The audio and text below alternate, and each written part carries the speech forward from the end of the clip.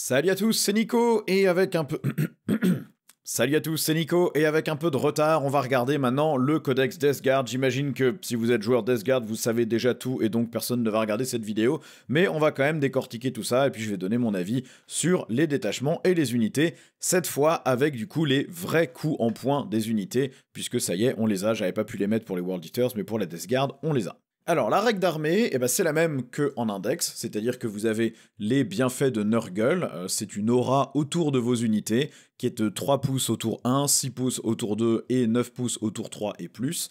Toutes les unités ennemies qui sont dans ce rayon, pas entièrement dans ce rayon, juste dans ce rayon, ont -1 à leur endurance, mais en plus, la règle du détachement de l'index qui vous donnait un debuff supplémentaire sur l'ennemi, et bien maintenant vous l'avez 2 séries sur toute l'armée. Donc ça veut dire qu'au début de la bataille, vous allez choisir, en plus du -1 d'endurance, si vous voulez donner -1 pour toucher aux attaques ennemies à portée de contagion. Alors attention, c'est pas -1 capacité de combat et capacité de tir, c'est -1 pour toucher. Donc ça ne se cumule plus avec d'autres malus pour toucher éventuels.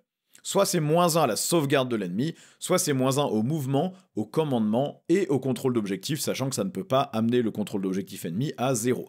C'est très très fort comme règle d'armée, le fait d'avoir les deux buffs cumulés. Vous vous doutez bien que du coup vous avez en fait tous les bonus du détachement de l'index, mais dans tous les autres détachements aussi. Donc vous aviez déjà une armée qui performait franchement pas trop mal auparavant, et qui gagne du coup un bonus supplémentaire dans tous les détachements dans lesquels elle jouait. Ça commence à faire beaucoup, il y a certains match-ups qui je pense vont être très durs contre la Death Guard, ça veut dire que quel que soit le détachement dans lequel vous jouez, vous affrontez la Death Guard par exemple en custo, vos custodes sont endurance 5 et sauvegarde à 3+, ou touche à 3+, sur des unités qui coûtent entre 200 et 300 points pièce pour 5 figurines, les jouer comme si c'était des Terminator Space Marine à la place qui coûtent moitié prix, c'est quand même très très rude. Il y a des match-ups sur lesquels ça va être très compliqué d'affronter la Death Guard avec cette double règle, ça l'était déjà dans le détachement de l'index, mais là vous avez comme si vous affrontiez le détachement de l'index, mais en plus il y a une règle de détachement qui se rajoute par-dessus. Donc ça va piquer pour certaines armées, et pour d'autres ça changera un petit peu moins. Le debuff sera pas si impactant que ça si vous jouez des armées de horde contre la Death Guard. Par contre, en tant que joueur Death Guard, pour vous c'est un net buff pour toute l'armée, donc c'est au top.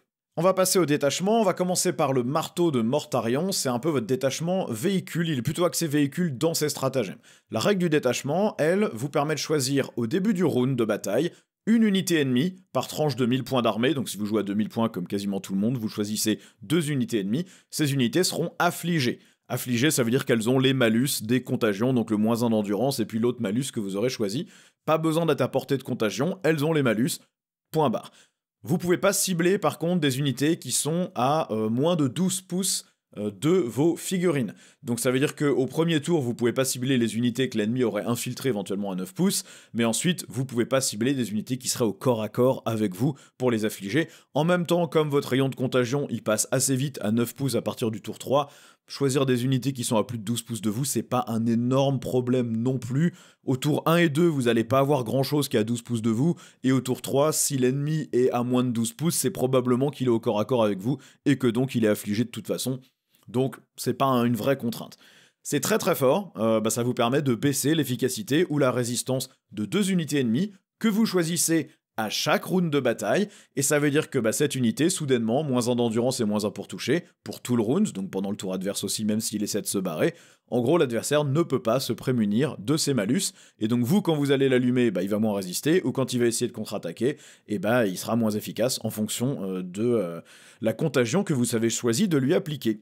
Donc ça c'est très bien, et donc je rappelle, ça se cumule avec les 2 contagions que vous choisissez, enfin le -1 endurance et la deuxième contagion que vous choisissez d'appliquer. Donc ça fait des unités qui soudainement sont nettement moins efficaces qu'elles l'étaient.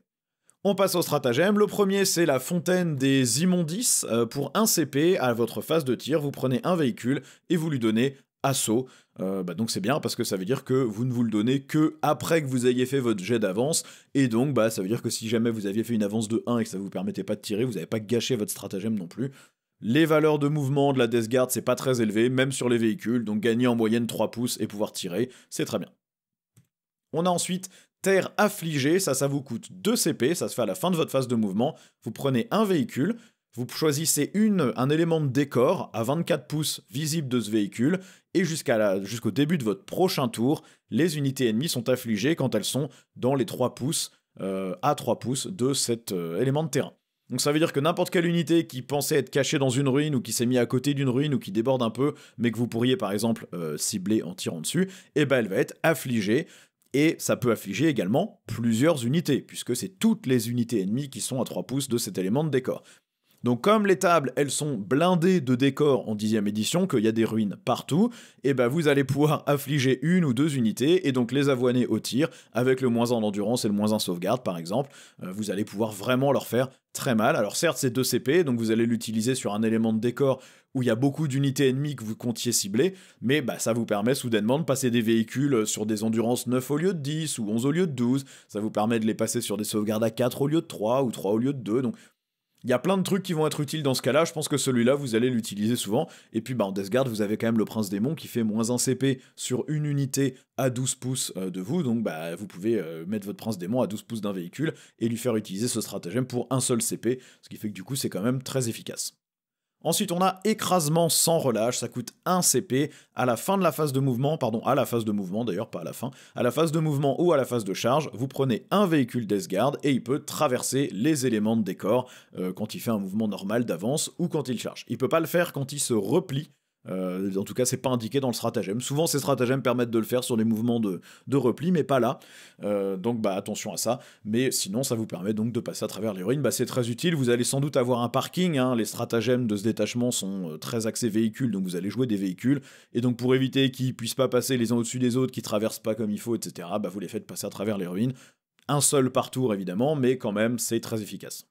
On a ensuite la tempête irritante pour 1 CP à la phase de commandement ennemi. Vous prenez un véhicule Death Guard et un objectif visible de ce véhicule. Et toutes les unités affligées qui sont à portée de cet objectif doivent faire un test d'ébranlement.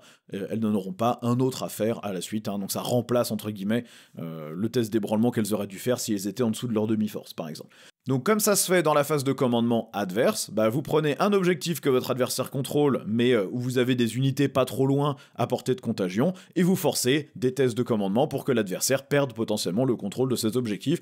Ça sera très dépendant du match-up, donc de la valeur de commandement des unités ciblées, et aussi de la chance. Hein. Si votre adversaire réussit tout, bah ça servait à rien, mais ça peut être intéressant pour essayer de rattraper un delta de primaire, ou pour creuser une différence de points de primaire si vous avez un CP qui traîne, et que vous n'aviez pas forcément d'autres besoins, et ben vous pouvez essayer de faire en sorte que votre adversaire perde des points.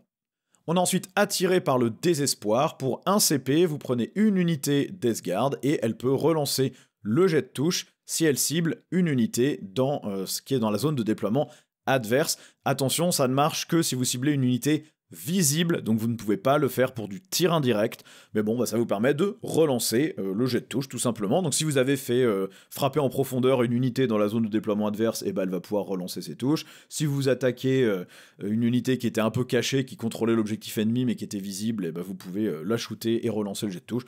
Ça a plein d'utilisations. Bon, c'est dommage que ça soit que dans la zone de déploiement adverse, mais ça fonctionne. On a ensuite le bourbier puant. Pour 1 CP, les unités ennemies qui veulent charger un de vos véhicules auront -2 à la charge. C'est non cumulatif avec d'autres malus, donc si vous aviez déjà donné, je sais pas, un -2 en mouvement ou à la charge avec une aptitude d'un personnage ou quelque chose comme ça, ça ne se cumule pas. C'est très bien, bon ça ne cible qu'un véhicule, donc bon bah c'est un petit peu embêtant, mais comme vous allez en jouer beaucoup, un ennemi qui arriverait des réserves et qui voudrait tenter une charge à 9, même avec une relance, bah là ça passe en charge à 11, donc c'est quasi impossible.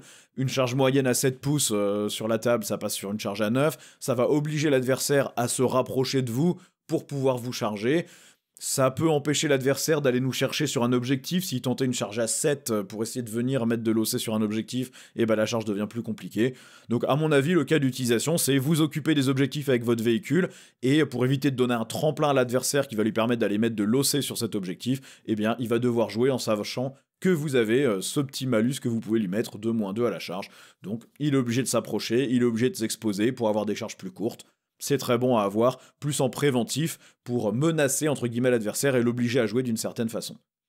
On passe ensuite aux améliorations. Alors on a l'œil de l'affliction qui vaut au niveau des points du codex 20 points. Ça pourra être modifié à la sortie. En général, les points des améliorations restent fixes, mais des fois ils les changent. Donc dans le codex en tout cas, ça coûte 20 points. Ça donne ignore le couvert aux armes de tir de l'unité du porteur quand il cible une unité affligée. Bon, c'est pas mal pour garder sa PA. Il y a beaucoup de lance-flammes en Death Guard qui ont déjà ignore le couvert, mais du coup vous pouvez aussi jouer en mode bolter, parce que du coup des bolters qui ignorent le couvert, soudainement c'est pas mal, ça évite de pouvoir se protéger. Si vous avez réduit la sauvegarde de 1 pour l'ennemi en plus, ça vous donne encore ce petit bonus de pénétration d'armure, donc globalement c'est pas une mauvaise amélioration. 20 points, je trouve ça peut-être un petit peu cher, mais c'est pas ridicule. On a ensuite le fléau bilieux, c'est la meilleure traduction que j'ai pu trouver. Ça va sur un Plague Caster, donc le sorcier de Nurgle, et ça donne 12 pouces de plus à la portée du vent de peste du porteur. Donc c'est quand même un lance-flamme, D6 plus 3 attaques, de force 6, PA-2, dégâts D3, qui passe en portée à 24 pouces, enfin ça c'est son profil quand il est à risque, c'est quand même 24 pouces de portée pour ce truc, et en plus, s'il a touché quelqu'un avec cette attaque, et soudainement c'est moins 2 pouces de mouvement sur cette unité. Donc vous pouvez débuffer l'ennemi à 24 pouces de votre sorcier de Nurgle, ce qui est franchement pas mal du tout. Pour 10 points, prix codex, je pense que ça vaut carrément le coup. On a ensuite le familier Ver Hurleur pour 15 points, prix codex. Permet de tirer en état d'alerte gratuitement une fois par round. Donc vous prenez n'importe quelle... vous prenez l'unité du porteur et elle peut tirer en état d'alerte gratos. Pourquoi pas sur un seigneur de la virulence qui mène des Blight Lords ou des Terminators du linceul, une unité qui a un volume de lance-flamme ou un volume de tir non négligeable, ça peut être pas mal. Une unité qui aurait éventuellement des touches soutenues aussi au tir peut être intéressante, puisque du coup chaque 6 vous fera 2 touches au lieu d'un. Voilà, il y a quelques cas d'usage pas mal. 15 points, c'est correct pour ce que ça fait. Et enfin, on a les émanations tentaculaires, ça c'est 20 points prix codex, ça va seulement sur un seigneur de la virulence, et ça donne agent solitaire quand le porteur est à 3 pouces d'un véhicule Death Guard. Et en plus, tous ces véhicules Death Guard qui sont à 3 pouces du porteur, quand il cible une unité qui est visible du porteur, il relance les blessures de 1. Bon, pour 20 points, c'est ok. Si le bonus était plus intéressant que ça, pourquoi pas, mais là vous allez devoir faire un parking de véhicules à 3 pouces d'un petit perso, qui est quand même plus intéressant quand il mène une unité, donc je sais pas. Alors vous pouvez lui donner ça et vous en moquer de l'aptitude agent solitaire juste pour donner la relance des blessures de 1 sur vos véhicules, mais ça veut dire que vous avez toute une unité de Terminator menée par un seigneur de la virulence qui bouge pas et qui reste à côté de vos véhicules. Bon, je la trouve pas incroyable celle-ci. Au global, je trouve ce détachement intéressant. Bon, vous allez évidemment avoir envie de jouer plein de véhicules parce que c'est ça qui est buffé par les stratagèmes. Vous avez aussi quand même la capacité de faire ignore le couvert sur certaines unités, affliger de manière permanente 2 unités ennemies pour le round et changer ses cibles à chaque round, c'est vraiment bien. Vous pouvez aussi le faire sur un terrain et tout ce qui est à 3 pouces de ce terrain. Donc l'ennemi va se manger les debuffs sans vraiment pouvoir les éviter à distance. Vous allez jouer plutôt une armée qui shoot dans ce détachement-là, donc des véhicules qui tirent plutôt. Les debuffs sont quand même assez violents dans cette nouvelle version de la Death Guard, donc je pense que le détachement est clairement intéressant. Vous avez les outils pour dégager un peu votre parking au début, et puis quand vous commencez à tenir un objectif, vous pouvez empêcher l'adversaire de se rapprocher trop vite de vous en lui mettant -2 à la charge. Bon, il y a vraiment pas mal d'outils, je l'aime bien, celui-là je trouve bien. Ensuite, on a le Shamble-Rot Vectorium. Celui-là, j'ai même pas essayé de traduire le nom. C'est des termes qui n'existent pas vraiment en français. Hein. C'est des additions de mots les uns avec les autres. Donc, je sais pas, le vecteur de la pourriture tremblotante, éventuellement, si vous voulez. Mais c'est pas vraiment traduisible. La règle de ce détachement, au tour 2, 3 et 4, donc à chacun de ces tours-là, vous allez gagner une unité de 10 véroleux qui arrive en réserve stratégique. Si vous jouez à 1000 points, c'est que au tour 2 et au tour 3, et si vous jouez à 3000 points, c'est au tour 2, 3, 4 et 5. Donc si vous jouez à 2000 points, concrètement, vous avez 3 unités supplémentaires au fur et à mesure de la bataille, qui valent 60 points chacune dans le codex, c'est le vrai prix d'ailleurs de sortie, donc vous jouez à 2180 points avec votre armée. Et puis aussi, les véroleux sont lignes dans ce détachement, donc vous pouvez jouer 6 unités de 20 véroleux, plus 3 unités de 10 véroleux qui arrivent en réserve au fur et à mesure de la bataille. Vous avez donc 150 véroleux pour seulement 780 points, qui sont endurance 4, avec un insensible à 5, qui régénère des figurines quand elles tuent quelque chose, et avec quelques améliorations et stratagèmes qui les rendent encore plus durs à sortir. C'est le détachement de Horde que Games Workshop ne sait toujours pas équilibrer.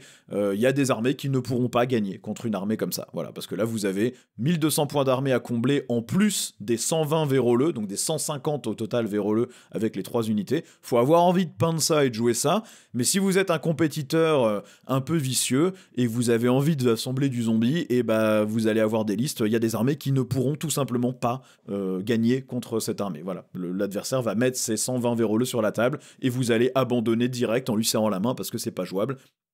Bon, si vous la jouez de manière intelligente, sans jouer les 120 véroleux, mais en jouant une grosse horde de zombies et une vraie armée derrière, bon, ça peut être intéressant quand même, mais il y a vraiment une dérive stupide en termes de compétitif là qui peut être faite, et bon, je sais pas si on la verra, mais en tout cas, clairement, voilà, c'est une armée qui va être très compliquée à affronter pour certaines autres armées. Les stratagèmes maintenant, on a le mur traînant, ou le mur qui traîne la patte, en gros, c'est ça, hein, sham to shamble, c'est avancer en traînant la patte. Pour 1 CP, en phase de tir ennemi, vous ciblez une unité Death Guard, que l'ennemi attaque, et une unité de véroleux qui est à 3 pouces de votre unité Death Guard, et qui est aussi visible de l'unité ennemie qui tire. Chaque blessure infligée à l'unité Death Guard ne génère pas de jet de sauvegarde, à la place vous enlevez directement le nombre de véroleux qui correspond au nombre de dégâts que l'attaque allait infliger. Donc par exemple, l'ennemi vous tire dessus, il vous fait 3 blessures, dégâts 2, au lieu de faire vos sauvegardes sur votre unité de Marines de la Peste, bah vous enlevez directement 6 véroleux. Voilà, c'était 3 attaques, dégâts 2, vous faites pas les sauvegardes, vous enlevez 6 PV, donc 6 véroleux. En gros, vous utilisez vos véroleux pour faire un bouclier humain et protéger vos unités plus solides. Bon, ça va vite manger toute l'unité de véroleux sans trop se poser de questions, mais comme vous en avez qui reviennent autour 2, 3 et 4, et que vous pouvez les ramener près des unités Death Guard, parce qu'il y a des petits tricks comme ça qui vous permettent de les ramener, bon bah c'est pas mal, franchement ça vous permet de protéger vos unités qui ont de la valeur par vos véroleux, et bah, des bandes de 20 véroleux pour les avoir à 3 pouces de vos unités Death Guard et visibles par l'ennemi, c'est pas très compliqué. Alors, je précise aussi que ça dure jusqu'à la fin de la phase, pas juste sur une attaque de tir, donc vous pouvez très bien exposer à fond une grosse unité de Terminator qui coûte cher, mettre des petits véroleux juste à côté ou juste derrière, et vous attribuez tous les tirs sur les véroleux. Tant que les véroleux sont encore là et qu'il reste encore une figurine, ça fonctionne. Donc ça veut dire que à chaque attaque qui est faite, alors vous attribuez attaque par attaque, hein, donc dé par dé, si l'ennemi faisait 20 tirs et qu'il vous reste plus que 1 véroleux, vous pouvez juste affecter ce tir au véroleux, les 19 tirs qui restent, ils vont quand même dans votre unité, hein. Ils sont pas perdus, mais bon, bah, ça vous permet quand même d'avoir une belle protection. Le suivant, c'est la poigne de la peste. Pour 1 CP, en phase de mêlée, après que une unité ennemie ait tapé des véroleux, vous prenez le nombre de figurines de véroleux qui ont été détruites, vous jetez un dé par figurine, et sur chaque 6, ça fait une blessure mortelle à l'unité ennemie qui vous tape. Et ces blessures mortelles comptent comme des figurines détruites dans la résurrection des véroleux. Donc si vous détruisez une figurine, bah vous ramenez un véroleux. Ça se déclenche juste après les attaques ennemies, juste après que l'ennemi ait choisi sa cible. Donc même si l'unité de véroleux est détruite, vous l'avez quand même ciblée avec le stratagème, donc ça marche. Donc si l'ennemi a tué une unité de 20 véroleux au corps à corps, vous faites seulement 3 ou 4 blessures mortelles. Vous jetez 20 dés, mais il faut faire des 6. Sur 20 dés en stade, vous faites 3 ou 4, 6. Donc le potentiel de dégâts n'est pas énorme, mais si l'ennemi n'a pas tué toute l'unité, et bah vous ramenez potentiellement quelques véroleux. Si l'ennemi vous avait laissé à 1 véroleux, et bah vous en ramenez potentiellement 3 ou 4. Donc vous vous retrouvez avec une unité à 5 ou 6 véroleux. Puis si vous vous craquez un peu, vous pouvez vous retrouver avec 7 ou 8 figurines de plus. Donc pourquoi pas. Bon, c'est intéressant, ça permet de garder un petit peu de résistance, de garder un peu d'OC sur un objectif, ça se fait. On a ensuite caché parmi les morts. Pour 1 CP, vous pouvez déployer des véroleux qui étaient en réserve, comme s'ils avaient la frappe en profondeur. Alors ça tombe bien, vous avez des unités de véroleux qui arrivent en réserve autour 2, 3 et 4, gratos. Vous pouvez pas cibler avec ce stratagème une unité attachée, donc une unité qui aura un personnage dedans. C'est très utile pour aller écranter, pour téléporter vos véroleux devant des unités, pour les mettre à côté d'une unité Death Guard qui du coup aura la capacité d'utiliser le stratagème pour ne pas prendre les dégâts, pour engluer l'adversaire, pour faire des secondaires, etc. Ça sera très efficace et très utile, donc super stratagème. On a ensuite couvert d'immondices, donc là en phase de corps à corps, pour un point de commandement, vous ciblez une unité de véroleux qui vient d'être détruite, l'unité ennemie qui vient de la détruire, ou en tout cas chaque unité ennemie. On a ensuite couvert d'immondices. Pour 1 CP en phase de corps à corps, vous avez une unité de véroleux qui vient d'être détruite par l'adversaire, vous la ciblez, et vous ciblez une unité ennemie qui a touché vos véroleux au moins une fois, et ou qui a même juste ciblé votre unité de véroleux détruite, cette unité ennemie est affligée jusqu'à la fin de la bataille. Comme vous allez avoir beaucoup d'unités de véroleux et qu'elles vont beaucoup se faire détruire, vous allez affliger beaucoup d'unités ennemies, même si elles sont pas à portée de vous, donc c'est très bien. Vous pouvez donc faire un joli petit couple avec beaucoup de véroleux et beaucoup d'unités qui tirent. Je rappelle que même si vous prenez les 120 véroleux avec 6 unités de 20, vous avez encore 1200 points d'armée à remplir, donc vous pouvez quand même prendre de quoi bombarder, et donc les unités ennemies affligées, vous allez leur donner le -1 d'endurance, éventuellement le -1 sauvegarde, et donc vraiment les laver sans trop de problème au tir. Ensuite, on a choc et horreur, ça coûte 1 point de commandement, vous prenez une unité Death Guard qui vient de finir son mouvement de charge, toutes les unités en portée d'engagement avec elle doivent faire un test d'ébranlement à -1. Ça sera très utile pour empêcher l'adversaire d'utiliser des stratagèmes et donc de se buffer, ça sera aussi très utile pour éviter que l'adversaire vous débuffe vous, et puis très utile pour reprendre des objectifs et marquer un secondaire, si vous deviez reprendre un objectif que l'adversaire contrôlait, et si l'unité ennemie rate son test d'ébranlement, c'est plié. Donc c'est très utile, c'est un bon stratagème, c'est efficace. On a ensuite fin dévorante, pour 1 CP en phase de commandement, une unité de véroleux va gagner +1 en mouvement, plus une attaque et +1 en force au corps à corps. Alors les véroleux passent mouvement 6 pouces au lieu de 5, c'est correct. Par contre, ça leur donne quand même plus une attaque. Alors le fait qu'ils gagnent plus en force, on s'en fiche parce que c'est des attaques de force du coup 4, PA 0, dégâts 1. Ce qui est intéressant, c'est l'attaque en plus, puisque comme ils ont touche fatale, vous allez rajouter une chance par figurine de faire une touche fatale. Vous avez quand même un pack de 20 qui va se retrouver à faire 60 attaques. Donc en statistique, c'est quand même 10 touches fatales et 10 touches normales de force 4. Donc si vous affrontez de la petite infanterie avec une sauvegarde à 4 ou à 5, vous allez quand même en tuer pas mal. C'est pas ridicule du tout. Ça s'applique aussi aux personnages assignés à l'unité. Ce qui veut dire que si vous avez mis Typhus dans vos véroleux, Typhus il passe à 7 attaques force 10, PA-2, dégâts 3, ou 13 attaques force 7, PA-1, dégâts 1. Donc c'est loin d'être minable aussi. Et puis je rappelle que quand les véroleux tuent des trucs, ça régénère des figurines. Donc plus vous avez d'attaques et plus vous tuez de trucs, et plus vous allez vous soigner. Donc c'est pas mal. On passe aux améliorations, on a la cornemuse flétrie os, ou un truc dans le genre, traduction approximative, ça coûte 25 points prix codex, ça va sur le délabreur seulement, qui peut mener des véroleux, il a +1 en OC sur l'unité du porteur, donc vous avez des véroleux OC2, et en plus vous avez +1 au test d'ébranlement sur l'unité qu'il mène. Donc ça vous allez le prendre je pense à chaque fois pour avoir 20 véroleux OC2 que vous asseyez sur un objectif, et puis vous allez forcer l'adversaire à venir vous tuer tous ces petits véroleux, ça peut être intéressant. Ensuite on a le Seigneur de la Peste, ça coûte 15 points, si le porteur mène des véroleux et est en réserve, il peut arriver n'importe où sur la table dès le tour 2. En gros vous traitez le tour en cours comme si c'était le 3e tour. Donc, comme il mène des véroleux, il n'aura pas frappe en profondeur, de mémoire les véroleux ne l'ont pas, donc il pourra arriver que depuis un bord de table, mais ça veut dire qu'il peut arriver dès le tour 2 sur le bord de table adverse, en zone de déploiement ennemi. Donc ça peut être intéressant, l'ennemi n'aura pas trop de mal à vous screener une unité de 10 ou 20 véroleux avec un personnage dedans, surtout dès le tour 2, mais ça l'oblige potentiellement à garder un petit peu plus de trucs chez lui, pour éviter qu'il se retrouve avec une espèce de horde de machins qui débarque dans sa zone, donc pourquoi pas, ça peut être intéressant. Alors, l'amélioration suivante, je comprends pas qu'est-ce qu'elle fout là. Elle coûte 10 points prix codex, ça donne +1 dégât au vent de peste du Plaguecaster, s'il mène des véroleux. Le problème, c'est qu'à chaque fois qu'il a attaqué avec son arme, vous détruisez un des 3 véroleux de l'unité. Donc en gros, il siphonne les véroleux et il balance leur énergie vitale sur l'ennemi. Sauf que du coup, vous payez des points pour tuer vos propres figurines pour +1 dégât. Son arme, c'est dégâts D3, ça devient D3 +1. Bon, est-ce que vous préférez pas plutôt garder vos véroleux pour faire de l'OC, faire de la masse, les utiliser sur vos stratagèmes? Je sais pas si ça vaut le coup pour +1 dégât, je sais pas trop. On a ensuite le talisman de bourgeonnement qui, prix codex, coûte 25 points. Ça donne +1 en endurance aux véroleux de l'unité menée par le porteur. Donc vous vous retrouvez avec des véroleux endurance 5, qui ont du coup toujours leur insensible à 5. Bon, ça fait cher, vous allez mettre comment il s'appelle, un délabreur délétère qui coûte déjà quelques points, plus 25 points. Concrètement, vous avez payé plus cher qu'une unité de 10 véroleux pour booster une unité de 20 véroleux. Donc bon, ça coûte cher, mais par contre, ça donne une unité qui commence à être vraiment compliquée à sortir, parce que ça fait quand même 20 PV, endurance 5 avec insensible à 5, plus le personnage dedans, plus les capacités de ramener des figurines quand les véroleux tuent quelque chose. Bon, c'est pas mal, c'est une bonne amélioration. Bon, au global, c'est le détachement de horde habituel de chez Games Workshop, c'est-à-dire que la plupart des gens qui vont le jouer, ça se jouera correctement, sans trop de problèmes, parce que personne n'a envie de peindre 150 véroleux pour en avoir 3 unités de 10 en réserve, plus 120 sur la table. Mais il y a un potentiel de débilité en compétitif. On n'est pas aussi stupide que la Green Tide Orc, parce que des véroleux, c'est pas des Boys Orc non plus. Ça, c'est bon, c'est quand même pas aussi résistant, hein. Un Boy Orc, ça a une sauvegarde et c'est endurance 5.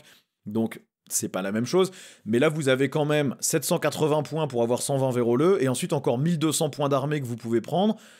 Vous pouvez avoir un énorme parking de véhicules qui passe son temps à bombarder tout ce qui se sera exposé pour sortir les véroleux. Vous les faites se replier, vous tirez sur ce qui vous avez engagé au corps à corps, et puis vous le lavez à distance. Ça va être très dur à gérer pour la grande majorité des listes adverses. Donc quand vous jouez entre potes, vous n'allez pas avoir 120 véroleux, ça sera ok. Par contre, en compétitif, je pense qu'il y a un abus potentiel qui peut être assez pénible.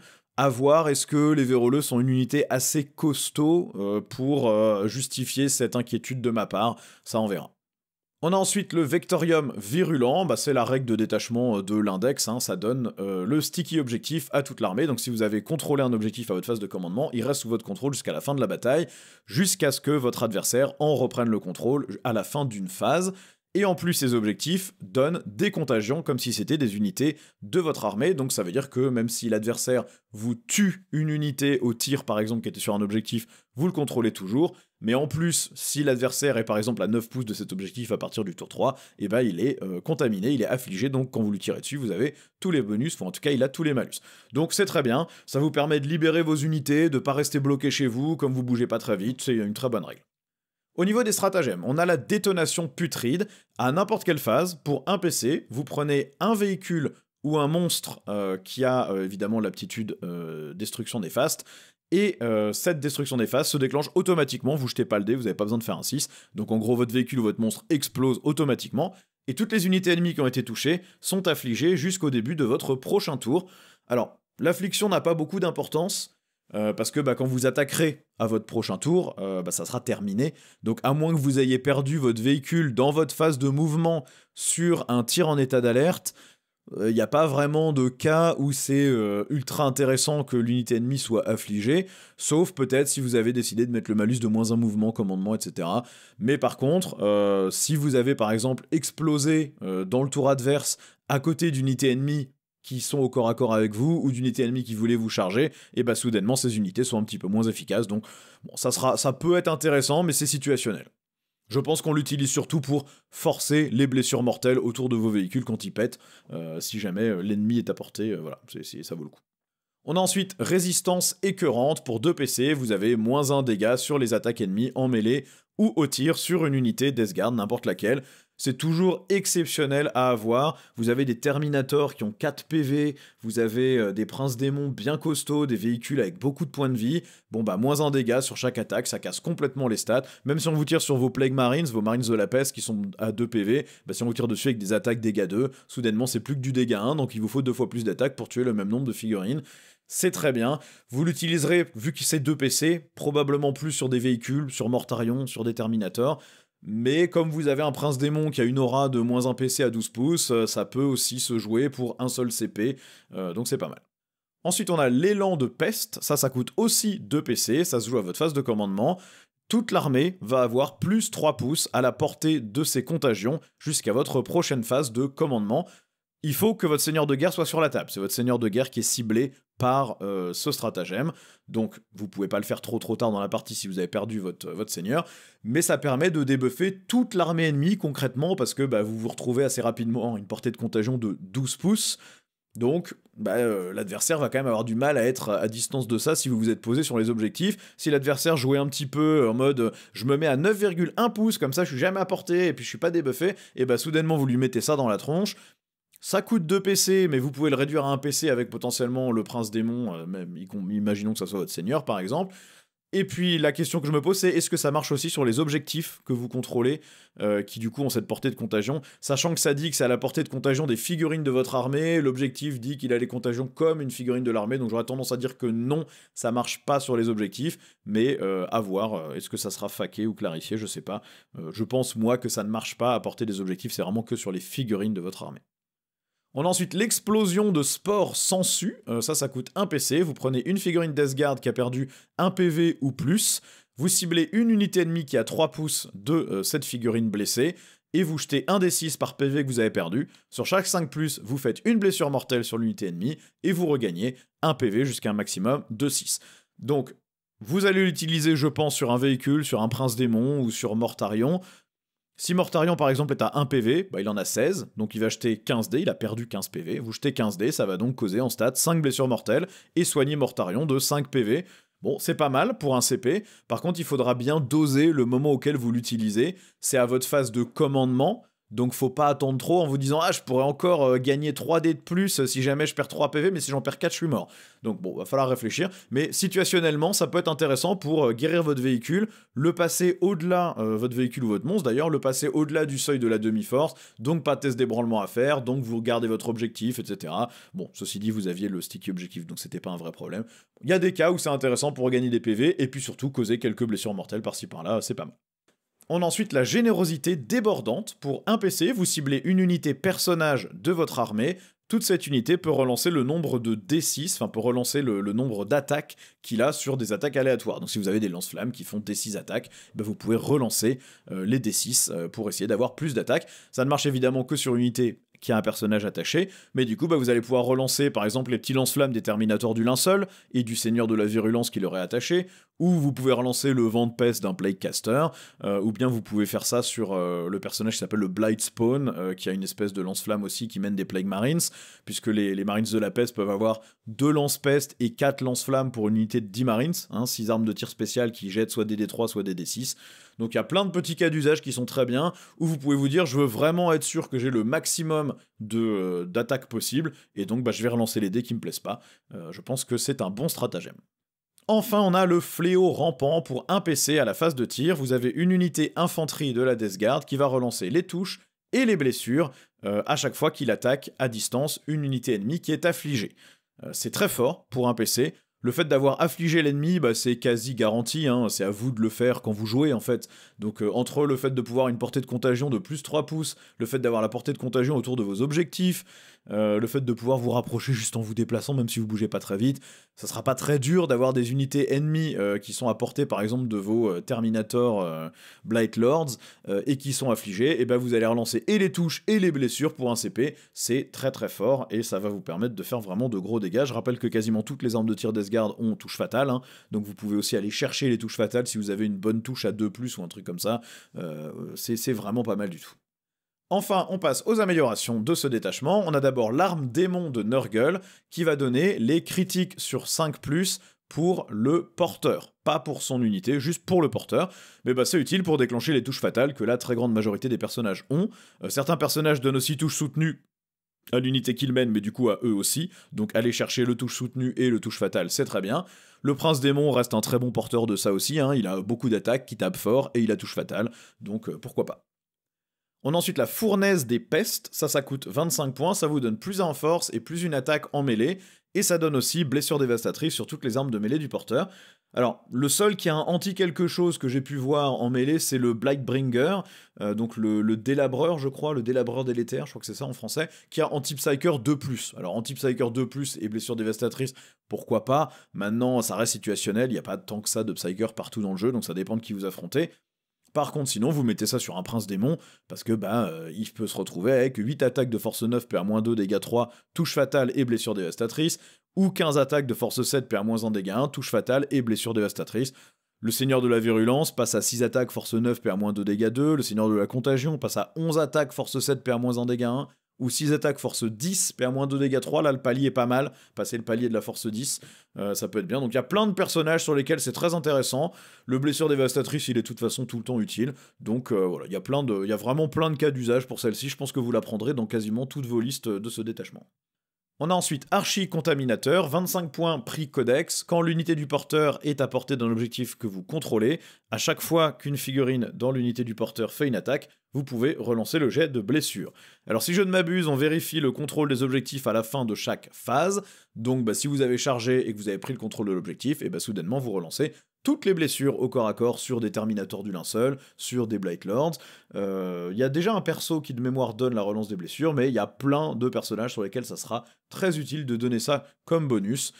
Sinon, vous pouvez juste vous asseoir sur un objectif et tirer en dehors de cet objectif. Si vous contrôlez l'objectif, tous vos tirs vont relancer les blessures. Donc ça marche aussi très bien sur des Marines de la Peste, par exemple. C'est très efficace.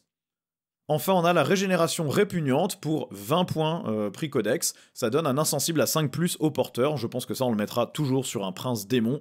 Le prince démon en Death Guard, il va du coup avoir 10 PV, endurance 12, sauvegarde à 2, invuln à 4, avec insensible à 5, et la capacité de se donner le -1 dégâts sur les attaques ennemies pour 1 CP, puisqu'il a une aura de -1 PC à 12 pouces de lui. Ça rend un prince démon vraiment abominable à tuer dans cette partie. Il va falloir faire je sais pas combien d'attaques de canon laser pour réussir à dégommer ça, mais je pense qu'on est sur en stats au moins 7, 8, peut-être 9.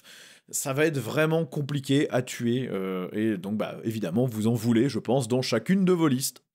Bon, ce détachement, je trouve que c'est un très bon détachement générique, c'est celui qui buff toute votre armée, qui marche avec toutes les mécaniques de l'armée, vous avez de la résistance avec le -1 dégâts, vous avez du dégât amélioré avec la relance des touches et des blessures, vous avez une bonne amélioration pour la relance des blessures sur une unité qui tire ou sur une unité qui va charger sur un objectif.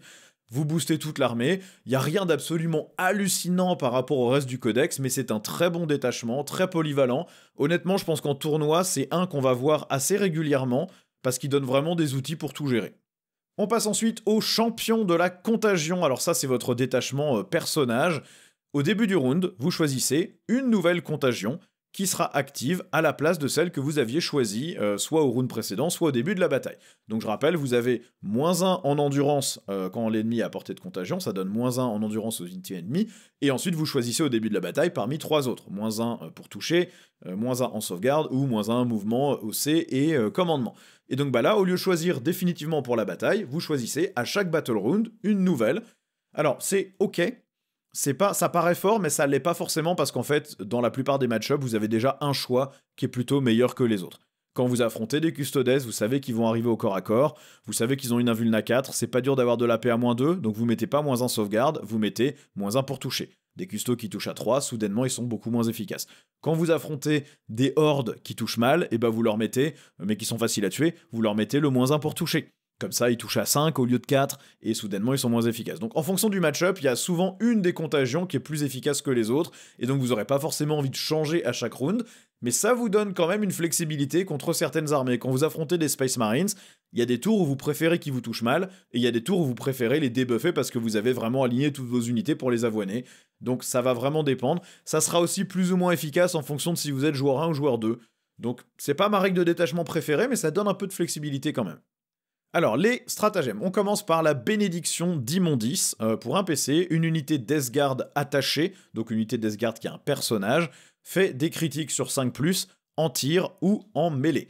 Ça c'est très utile, quasiment toutes les armes de votre armée ont touche fatale, donc n'importe quelle unité qui est menée par un Plague Caster aura aussi touche soutenue. De mémoire, le Seigneur de la Contagion donne touche soutenue au corps à corps aussi.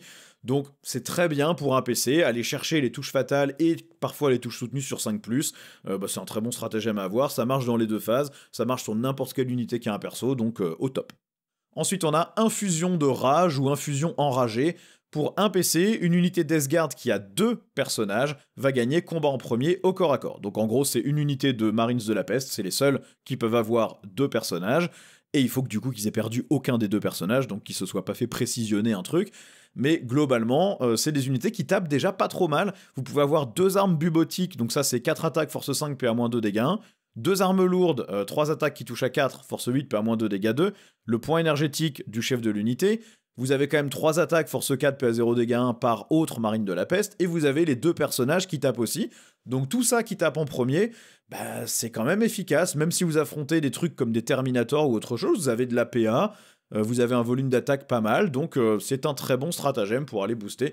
On a ensuite Malice Magnifiée, ça coûte 2 points de commandement. Une unité qui a un personnage, toujours une unité attachée, donc une unité qui accompagne un perso, peut relancer les touches et les blessures contre une unité ennemie qui est en dessous de sa force initiale, au tir ou au corps à corps. Alors, c'est très bien, ça coûte 2 PC parce que vous pouvez le mettre sur des gros Terminators menés par un énorme perso, donc ça peut être ultra fort sur la relance des touches et des blessures.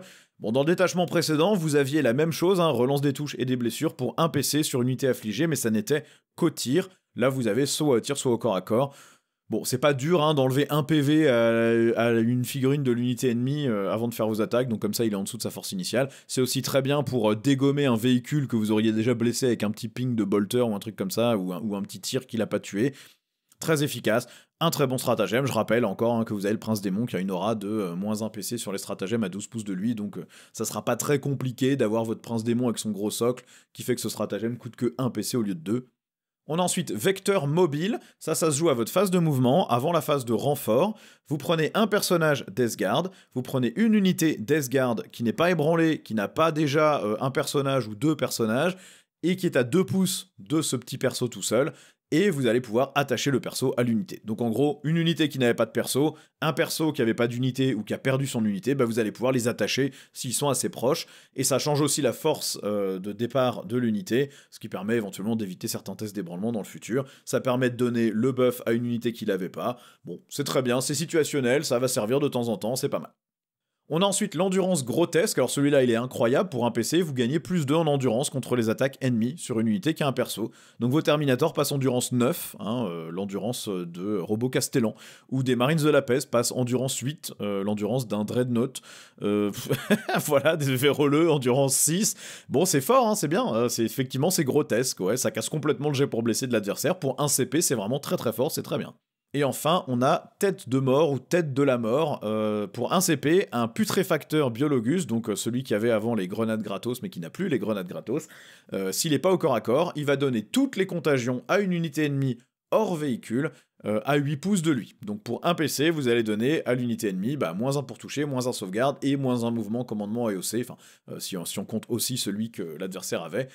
Bon, ça c'est très bien, ça permet de débuffer quelque chose. Alors, pas un véhicule, parce que sinon c'était peut-être un petit peu trop fort de lui enlever un de sauvegarde et en plus le -1 d'endurance, etc. que vous avez de base.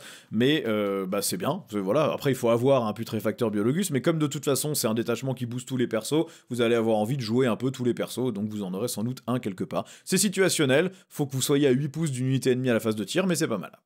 On passe aux améliorations de ce détachement. Le premier, c'est ingrédient final. Ça va justement sur un putréfacteur seulement. Ça donne une contagion supplémentaire sur toutes les unités ennemies qui sont affligées jusqu'à la fin de la bataille, à partir du moment où l'unité du porteur a tué une figurine personnage en mêlée. Donc votre putréfacteur, il mène une unité, vous tuez un personnage ennemi au corps à corps, et à partir de ce moment-là, toutes les unités ennemies affligées ont une contagion supplémentaire. Donc si vous aviez choisi au début de la partie, par exemple, vous avez choisi le -1 pour toucher. À chaque round, vous pouvez changer, mais en plus là, toute l'armée adverse, quand elle est affligée, aura une en plus que vous choisissez qui reste jusqu'à la fin de la bataille. Donc ça va pas arriver tour 1 ou tour 2 parce que vos unités bougent pas très vite, mais si l'adversaire fait pas gaffe, il va se retrouver à être vraiment vraiment débuffé tout le temps. Et bah écoutez, tant pis pour lui, il avait qu'à faire attention à ses persos. Bon, ça coûte 20 points, ça se déclenchera pas à chaque fois, mais je pense que c'est pas mal, ça vaut le coup de le prendre. Vous avez ensuite Vision de Virulence, ça coûte 15 points, ça va sur un Plaguecaster seulement, donc le sorcier. Tant qu'une unité ennemie est affectée par l'aptitude qui donne -2 pouces au mouvement, que c'est une aptitude du Plaguecaster, tant qu'une unité ennemie est affectée par ça, elle est aussi affligée. Donc comme ça, cette aptitude, elle se déclenche sur une unité ennemie qui a été touchée par le lance-flamme du personnage. Ce lance-flamme a une portée de 12 pouces, et donc ça veut dire que vous pouvez affliger une unité ennemie à 12 pouces et la préparer pour la suite des attaques. Sachant qu'en plus, cette aptitude se déclenche après que la figurine est tirée. Donc vous pouvez tirer avec le personnage, vous affligez l'unité, et ensuite le reste des tirs de l'unité du personnage, ils tireront sur l'unité qui comptera comme affligée. Donc c'est plutôt efficace. Pour 15 points, je pense que ça vaut le coup si vous prenez un sorcier. Ensuite, on a l'aiguille de Nurgle pour 25 points prix codex, ça va seulement sur le chirurgien de la peste. Quand le personnage va ramener ses gardes du corps à chaque round, normalement il ramène une figurine à chacune de vos phases de commandement, là il va en ramener un des 3. Bon, c'est un peu cher à 25 points, mais en même temps, ramener un des 3 Marines de la Peste pour ramener vos armes spéciales qui seraient parties, etc., c'est quand même pas mal du tout. C'est quand même des figurines endurance 6 de PV, donc elles sont pas si faciles que ça à tuer, donc pouvoir en ramener un des 3, c'est plutôt sympa. Ensuite, on a le cornucophage, ça coûte 35 points, ça va sur le Lord of Poxes seulement, donc le nouveau personnage, je me rappelle pas de son nom en français. Vous choisissez une contagion supplémentaire au début de la bataille. Toutes les unités ennemies qui sont affligées à portée de contagion du porteur gagne cette contagion en plus. Alors c'est très cher, 35 points, mais du coup à portée de ce personnage, bah, vous avez un debuff en plus de celui que vous avez choisi au début du round, sachant que ce personnage, il a déjà par défaut 3 pouces de contagion en plus, donc il a une portée de contagion de 12 pouces à partir du tour 3, et donc toute unité qui sera dans ces 12 pouces aura du coup bah, le -1 en endurance, plus 2 debuffs, et potentiellement un encore en plus si vous avez un putréfacteur pas trop loin avec un stratagème à utiliser. Donc bon, voilà, celle-là elle est pas mal aussi, par contre c'est quand même très cher. Alors le détachement, moi je l'aime bien, c'est un peu les Avengers de la peste, hein. Les améliorations vous donnent envie de prendre un peu un perso de chaque. C'est un détachement qui est flexible, qui vous demande d'avoir des personnages partout, mais de toute façon en Death Guard vous avez une armée qui a des personnages partout. Donc c'est cool, ça se mélange bien avec la manière de construire une liste, vous avez de très très bons outils, le frappe en premier, le +2 en endurance contre les dégâts, la relance de toutes les touches et toutes les blessures. C'est très consommateur de points de commandement, il y en a beaucoup à 2 PC, et toute la force du détachement vient des stratagèmes. Donc vous avez envie d'avoir un prince démon pour réduire les coûts, ou 2 princes démons pour vraiment pouvoir cibler au bon endroit. Hein, vous pouvez pas le faire 2 fois par round, même si vous avez 2 princes démons, le fait de réduire le prix d'un stratagème, mais vous pourrez le faire au bon endroit. Mais je pense que vous allez avoir envie d'avoir des trucs qui génèrent des PC et qui réduisent le coût des stratagèmes, parce que là c'est un détachement qui en consomme beaucoup. Alors, le détachement suivant, c'est les Taliban Summoners, donc les invocateurs de la bande qui comptent. Ça n'a aucun sens, c'est pareil, très compliqué à traduire, je sais pas trop comment ils vont le traduire celui-là. La règle, c'est votre détachement démon, hein, donc vous incluez jusqu'à 1000 points de démons à 2000 points d'armée, donc en gros la moitié de votre armée peut être composée de démons. Seulement les démons de Nurgle issus du codex Death Guard, qui ont leur propre fiche, vous pouvez pas ajouter des démons de l'index démon. Et la règle, elle est simple, les démons de Nurgle qui à la base n'ont pas l'aptitude d'armée, gagnent l'aptitude d'armée quand ils sont à 7 pouces des unités Death Guard classiques, et les unités Death Guard qui sont à 7 pouces des démons ont 3 pouces de contagion en plus. Alors c'est pas mal, ça veut dire que dès le tour 2, vous êtes à 9 pouces de contagion, vous êtes à 12 pouces de contagion tour 3, à partir du moment où il y a des démons pas loin, mais comme les démons frappent en profondeur, c'est pas dur de les faire arriver à proximité des unités Death Guard pour augmenter le rayon de contagion là où c'est nécessaire. Et puis au moins les démons ont l'aptitude d'armer quand ils sont pas trop loin de vos figurines, donc c'est pas trop mal. C'est pas du tout incroyable hein, de juste donner la règle d'armée à des datasheets de votre codex, hein, ça c'est sûr que c'est pas incroyable, mais bon voilà, c'est pas dégueu non plus. Alors, les stratagèmes. On a Peste Persévérante, ça pour 1 CP à n'importe quelle phase. Une fois qu'une unité Nurgling a été détruite, vous ciblez cette unité et vous la ramenez en réserve avec tous ses PV. Très utile pour faire des secondaires. Hein. Les Nurglings, c'est une très bonne unité à parachuter pour aller faire des petits objectifs secondaires par-ci par-là, là où vous en avez besoin. C'est une unité qui donne -1 pour toucher à l'ennemi quand il est au corps à corps avec eux. A priori, comme tout stratagème qui permet de ramener des trucs détruits, il me semble que dans une des data slides précédentes, ça a été restreint à 1 fois par bataille, donc vous pourrez pas le spammer, mais ça reste intéressant à avoir. Quand l'adversaire pense s'être débarrassé d'un truc, en fait, il revient. Ensuite, on a l'avalanche de chair. Celui-là, il est très simple. À votre phase de mouvement ou de charge, vous ciblez un monstre démon, donc ça va être votre grand immonde ou Rotigus, et il va pouvoir passer à travers les ruines, à travers les éléments de terrain. Donc vous pouvez mettre votre grand immonde derrière une ruine pour qu'on puisse pas le toucher, et ensuite il charge à travers la ruine et il déboîte au corps à corps, où il se rapproche pour faire son joli petit vomi. Donc c'est très bien, celui-là, vous en avez besoin pour bouger vos espèces de gros sacs de chair, donc c'est très bien à avoir. Voilà, on ne s'en passe pas. Ensuite, on a la corruption agrippante. Ça, vous ciblez une unité Death Guard qui est au corps à corps, qui va taper une unité ennemie. Et cette unité ennemie doit être au corps à corps avec une unité démon aussi. Et du coup, votre unité Death Guard va pouvoir relancer le jet de touche. Alors, c'est utile, mais il faut bien mélanger vos unités qui vont au corps à corps. Il faut que vous ayez en gros chargé avec une unité Death Guard et une unité démon. Ça se combine assez bien avec les Nurglings qui vont donner -1 pour toucher à l'ennemi au corps à corps, donc vous pouvez avoir englué l'ennemi dans des Nurglings, et ensuite, à votre tour suivant, vous arrivez avec vos unités Death Guard qui chargent, l'ennemi est toujours au corps à corps avec le démon, donc vous relancez vos touches. Voilà, ça se combine bien, c'est pas mal. On a ensuite Avatar de la pourriture. Pour 1 CP, vous pouvez affliger une unité ennemie à 6 pouces d'une unité démon en phase de tir. Bon, c'est utile si vous avez une unité démon qui est isolé des unités de Death Guard pour donner les contagions à l'ennemi. Ça permet aussi d'avoir une unité démon que vous avez fait frapper en profondeur et qui s'est rapprochée de l'ennemi et qui du coup va pouvoir contaminer un véhicule ou un monstre ennemi. Et donc ensuite vous allez pouvoir tirer dedans. Si vous avez par exemple engagé au corps à corps un véhicule ou un monstre ennemi, et ben vous pourrez toujours le cibler à -1 pour toucher et elle sera affligée, donc ils auront -1 en endurance, etc. Bon, il y a plein de petits cas d'usage pratiques quand vous avez des unités démons qui sont en avant-garde de votre armée et qui vont pouvoir donner les contagions pour le reste de votre armée qui va tirer là-dedans.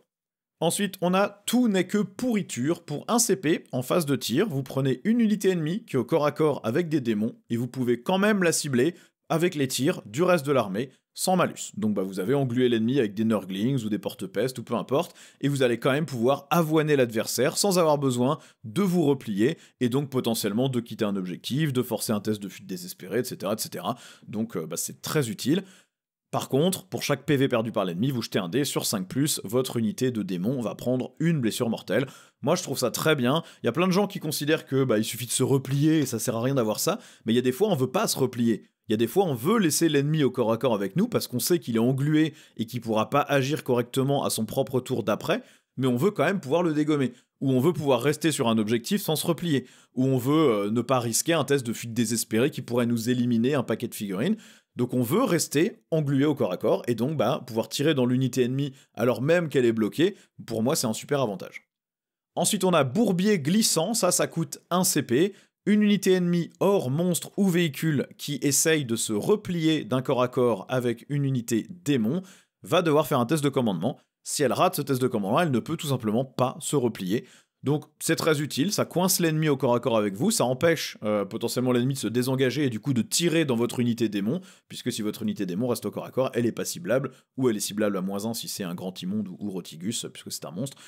Donc c'est bien, ça bloque pas les monstres et les véhicules, mais toutes les unités d'infanterie ennemies vont pas pouvoir se dégager, et donc je trouve qu'il y a un vrai intérêt pour ça, sachant qu'en plus du coup à votre phase d'après, vous pouvez continuer à tirer dedans si vous avez envie, donc l'ennemi peut pas vraiment se décoincer de vous, c'est plutôt sympa.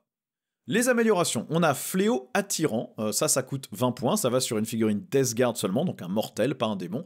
Quand une unité démon arrive en frappe en profondeur entièrement à 12 pouces du porteur, elle peut arriver à 6 pouces de l'ennemi au lieu de 9 pouces. Donc en gros, vous avez autour du porteur une aura de frappe en profondeur facilitée pour vos démons, ce qui est très utile, vous ramenez du coup vos démons à 6 pouces de l'ennemi, mais du coup dans les 12 pouces de votre personnage, potentiellement même plutôt dans les 7 pouces de votre personnage, ce qui veut dire que l'aura de contagion de votre unité Death Guard augmente de 3 pouces, et du coup vous pouvez vous amuser, ou alors vous pouvez faire arriver un démon majeur qui va faire un beau vomi et tirer à la phase de tir, voilà, il y a plein de petits trucs sympas à faire avec ça. Ensuite, on a le récolteur maudit pour 10 points, prix codex. Vous ajoutez 2 attaques en mêlée au porteur. Ça va seulement sur un personnage Death Guard, donc un mortel, pas un démon. C'est utile sur un bon paquet de persos. Alors, je dis pas un démon, le prince démon est un démon, mais en même temps, c'est un personnage Death Guard, pas Légion de Nurgle. Donc, lui, il peut avoir plus 2 attaques aussi, ce qui est pas négligeable non plus. C'est une bonne amélioration pour 10 points. Ensuite, on a résonance anthropique, ça coûte 15 points, ça va sur un grand immonde seulement.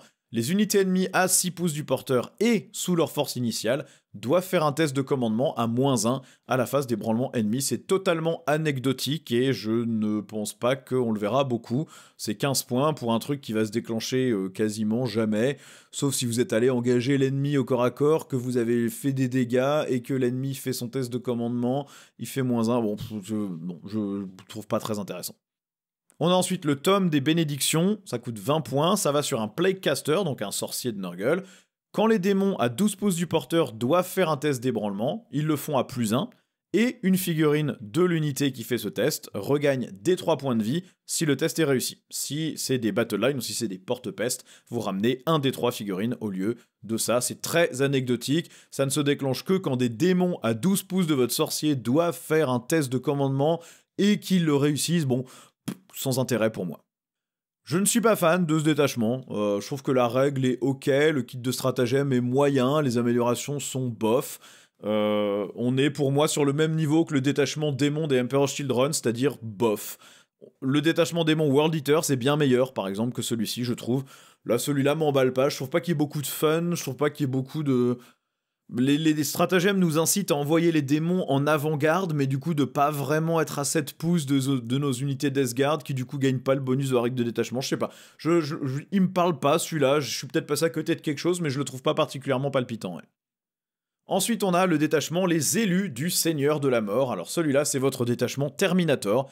La règle de détachement est assez mauvaise. Dans la phase de commandement adverse, vous jetez 2d6 pour chaque unité ennemie qui est affligée. Si le résultat fait 6 ou moins, cette unité ennemie prend 1 des 3 blessures mortelles, et c'est sur un 7 ou moins si l'unité ennemie est sous sa demi-force. C'est totalement anecdotique, c'est 1 des 3 blessures mortelles par round de bataille sur des unités qui sont en portée de contagion de vos unités. Et ça ne se déclenche même pas de manière automatique, c'est sur un 6 ou moins sur 2d6, donc il y a des fois où ça va rater. Bon, à moins de jouer une armée Death Guard full corps à corps, sachant que vous n'allez jouer que des Terminators, donc vous avancez quand même pas très vite, ça va pas aller chercher beaucoup de blessures mortelles, hein. Je trouve ça vraiment très très anecdotique par rapport aux règles des autres détachements. Les stratagèmes maintenant, on a la pestilence fleurissante. Pour 1 CP, à n'importe quelle phase, une unité Terminator va gagner 3 pouces à son aura de contagion. Bon, bah ça c'est utile pour déclencher quelques tirs sur une unité débuffée. Ça ne marche que jusqu'à la fin de la phase, mais vous pouvez le faire éventuellement à la phase de commandement adverse pour affliger plus d'unités adverses et essayer d'aller chercher un peu plus de blessures mortelles autour de vos Terminators. Donc bah, par exemple, vous arrivez à votre propre phase à 9 pouces de l'ennemi en frappant profondeur avec vos Terminators, vous êtes donc à plus de 9, donc vous n'êtes pas en portée de contagion, vous faites ce que vous avez à faire. Au tour suivant de votre adversaire, à sa phase de commandement, vous utilisez ce stratagème, vous donnez plus 3 à la portée de contagion, et donc toutes les unités ennemies à 12 pouces de vos Terminators vont peut-être prendre des blessures mortelles, mais c'est 1 des 3 blessures mortelles, donc bon, ouais, ok. Ensuite, on a Signal contaminé. Pour 1 CP, en phase de commandement Death Guard, un seigneur de la virulence peut contaminer un objectif qui est à 30 pouces et visible de cette figurine. Bon, bah ça permet du coup d'affliger toutes les unités qui sont à portée de cet objectif, et donc de les débuffer pour les tirs du reste de l'armée. Ça c'est pas mal, ça dure jusqu'au prochain tour de la Death Guard, donc ça veut dire que les unités sont affligées tant qu'elles sont sur l'objectif. Si l'adversaire vous charge en restant sur l'objectif, il est toujours affligé. Si l'adversaire bouge et que vous faites un tir en état d'alerte, il est toujours affligé aussi. Donc bon, voilà, il y a plein de petits cas, c'est pas mal pour un CP, c'est ok. Ensuite, on a Faucheur sombre. Pour 1 CP, une unité de Terminator peut relancer ses touches au corps à corps, sauf contre les monstres et les véhicules. Alors c'est très bien pour les Terminators du linceul et les personnages qui leur seraient attachés, parce que vous touchez à 2+ avec les Terminators du linceul sur un de leurs profils d'attaque. Donc vous pouvez aller pêcher les touches fatales là-dessus, puisque bah, quand vous touchez à 2, vous pouvez relancer même ce qui a réussi pour aller chercher des 6. Sinon, pour des Blight Lords, stabiliser leur touche à 3+, c'est très bien aussi. Donc celui-là, c'est un bon stratagème. On a ensuite les enseignements de Mortarion. Pour 1 CP, une unité Terminator va gagner assaut et lourd à la phase de tir. Bon bah c'est bien, hein, le Terminator il bouge plus à 4 pouces, il bouge à 5 quand même, ils sont un petit peu plus mobiles qu'avant. Ça reste assez lent, donc bah, pouvoir les faire avancer et tirer c'est bien. Et si vous aviez pas besoin de bouger et que vous vouliez tirer, bah, ça fait de la touche à 2+ sur les tirs, pour ceux qui n'ont pas de lance-flamme en tout cas qui touchent auto. Donc ça fait pas de mal non plus, c'est intéressant pour un CP. Ensuite, on a le dédain immortel ou le dépit immortel. Pour 1 CP, une unité de Terminator va combattre en mourant sur 4+. Ça c'est ok, je préfère la version où on combat en mourant automatiquement à 2 PC, mais ça reste un bon outil pour garantir un peu de dégâts si on s'est fait charger par l'ennemi, ce qui va arriver puisqu'on n'avance pas, donc il y a bien un moment c'est peut-être l'adversaire qui viendra nous chercher. Ou si on a chargé dans une unité qui a combat en premier, et bien pour éviter de perdre trop de figurines ou de perdre trop d'attaques, on utilise ce stratagème d'abord, et puis on s'assure qu'il y a au moins une partie de nos figurines qui pourront taper. Bon, bah il y a des fois on se craque sur le 4+, il n'y a rien qui tape, c'est un peu dommage. Moi je préfère la version à 2 PC, au moins c'est stable. Ensuite, on a l'impact répugnant. Vous prenez une unité Terminator qui a fini un mouvement de charge, et pour un CP, vous allez faire une blessure mortelle sur chaque 2+, et vous jetez un D6 pour chaque figurine de votre unité qui est en portée d'engagement. Donc si vous avez chargé avec 6 Terminators, vous jetez 6 dés, et donc en stade, vous allez faire 5 blessures mortelles, le maximum étant de toute façon de 6. C'est très bien pour attendrir l'ennemi, surtout si elle a combat en premier, et mais si elle n'a pas combat en premier, bah juste pour défoncer un petit peu l'adversaire et ensuite le terminer au corps à corps, c'est pas mal. Ça permet aussi de garantir quelques dégâts mortels sur un véhicule ou un monstre qui potentiellement serait plus dur à blesser. Donc une espèce de tank choc de Terminator, c'est bien. On passe aux améliorations, on a face de mort à 10 points, ça va sur évidemment un personnage Terminator seulement. Vous forcez un test d'ébranlement pour les unités ennemies qui sont en portée d'engagement de l'unité du porteur, ça c'est très bien pour 10 points, ça permet d'empêcher les stratagèmes adverses à la phase de combat, ça permet de reprendre des objectifs, ça permet d'éviter par exemple que l'adversaire se mette une armure de mépris, ou se booste ses dégâts, etc. Ou se donne un combat en mourant avec un stratagème, pas mal. On a ensuite la ville vigueur, ça coûte 15 points à prix codex, encore une fois, personnage Terminator seulement, plus 1 pouce de mouvement sur l'unité du porteur, et la relance des avances. Bon, c'est ok pour 15 points, je pense qu'on le prendra dans quasiment chaque liste pour avoir une unité qui bouge un tout petit peu plus vite, et qui se stabilise un peu sur les mouvements d'avance, qui du coup peuvent être améliorés avec le stratagème qui permet d'avoir assaut, pourquoi pas. On a ensuite le talisman de pourriture du Warp pour 30 points, ça va sur un personnage Terminator seulement. Une fois par bataille, vous pouvez prendre l'unité du porteur et la remettre en réserve si elle n'est pas au corps à corps avec quelqu'un d'autre. Bon, c'est des unités qui coûtent cher, vos Terminators, qui bougent qu'à 5, donc les repositionner via la frappe en profondeur, pourquoi pas. Par contre, 30 points pour une fois par bataille, bon, un petit peu cher pour ce que ça fait, je trouve. Et enfin, on a le Home du Roi des Mouches pour 20 points, ça va sur un Terminator seulement, ça donne Agent Solitaire à 18 pouces sur l'unité du porteur. Bon, c'est utile pour protéger vos Terminators des tirs ennemis si vous voulez les faire avancer à travers la table sans les téléporter. Maintenant, si l'ennemi rentre dans vos 18 pouces, il est quand même assez serein. Il peut mettre toutes ses figurines à 18, 17 ou 16. Comme de toute façon vous bougez à 5 pouces et que vous n'avez pas d'avancée charge, vous n'allez pas l'impacter beaucoup au corps à corps. Donc c'est pas un vrai problème pour l'adversaire de rentrer dans les 18 pouces pour vous attaquer. Par contre, si l'adversaire ne peut pas rentrer dans les 18 pouces, ça permet d'éviter au moins de se faire bombarder par des grosses armes lourdes. Donc bon, celui-là, pourquoi pas. Au global, perso, je trouve que c'est le moins bon détachement du codex. La règle est totalement anecdotique. Vous allez jouer des Terminators. Ça tue tout ce que ça charge. Ça tue souvent tout ce sur quoi ça tire.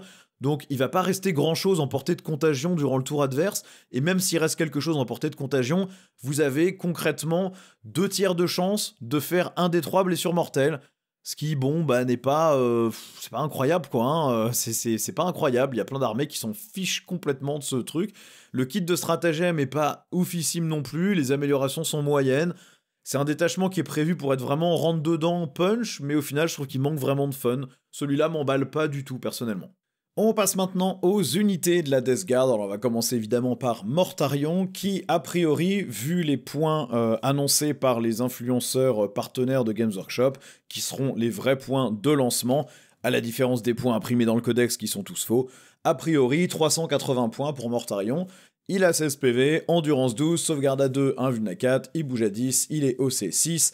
Au corps à corps, ça découpe quand même pas mal avec 5 attaques de force 14, PA-3, dégâts des 6 plus 1, touche fatale évidemment et blessure dévastatrice, ou 15 attaques de force 8, PA-2, dégâts 2, touche fatale et touche soutenue 1.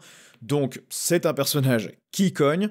Au tir, il a toujours son tir un peu anti-véhicule avec touche soutenue D3, force 10, PA-3, dégâts 3, plus une espèce d'attaque psychique, touche fatale, force 7, PA-2, dégâts 1, avec quand même D6 plus 3 tir, avec déflagration à 24 pouces.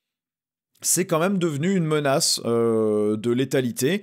Il a aussi à chaque tour la capacité de choisir une aura. Donc il a une aura qui donne un mouvement réactif de 5 pouces sur toutes les unités Death Guard qui sont à 6 pouces de lui, après qu'une unité ennemie s'approche à 9 pouces de cette unité. Il a une aura de combat en mourant sur 2+, à 6 pouces de lui, donc toutes les unités Death Guard pourront avoir ce combat en mourant sur 2+. Et il a une aura de tir en retour à 6 pouces de lui, donc en gros il peut servir de château, vous l'entourez d'unités Death Guard, dès que l'ennemi vous tire dessus, et vos unités peuvent riposter en retour, évidemment seulement sur l'unité qui leur a tiré dessus.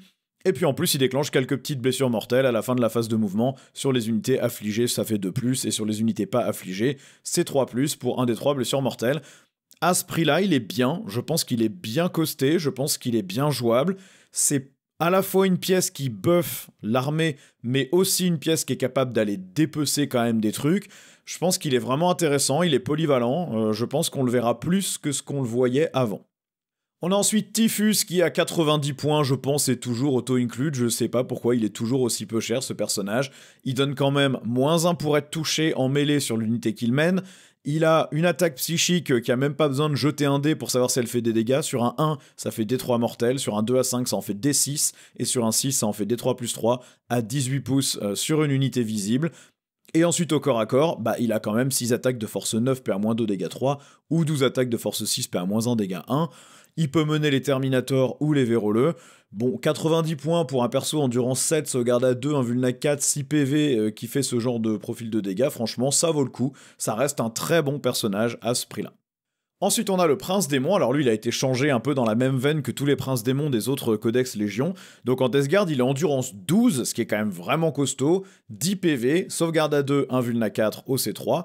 Il est aussi agent solitaire tant qu'il est à 3 pouces d'une unité infanterie Death Guard.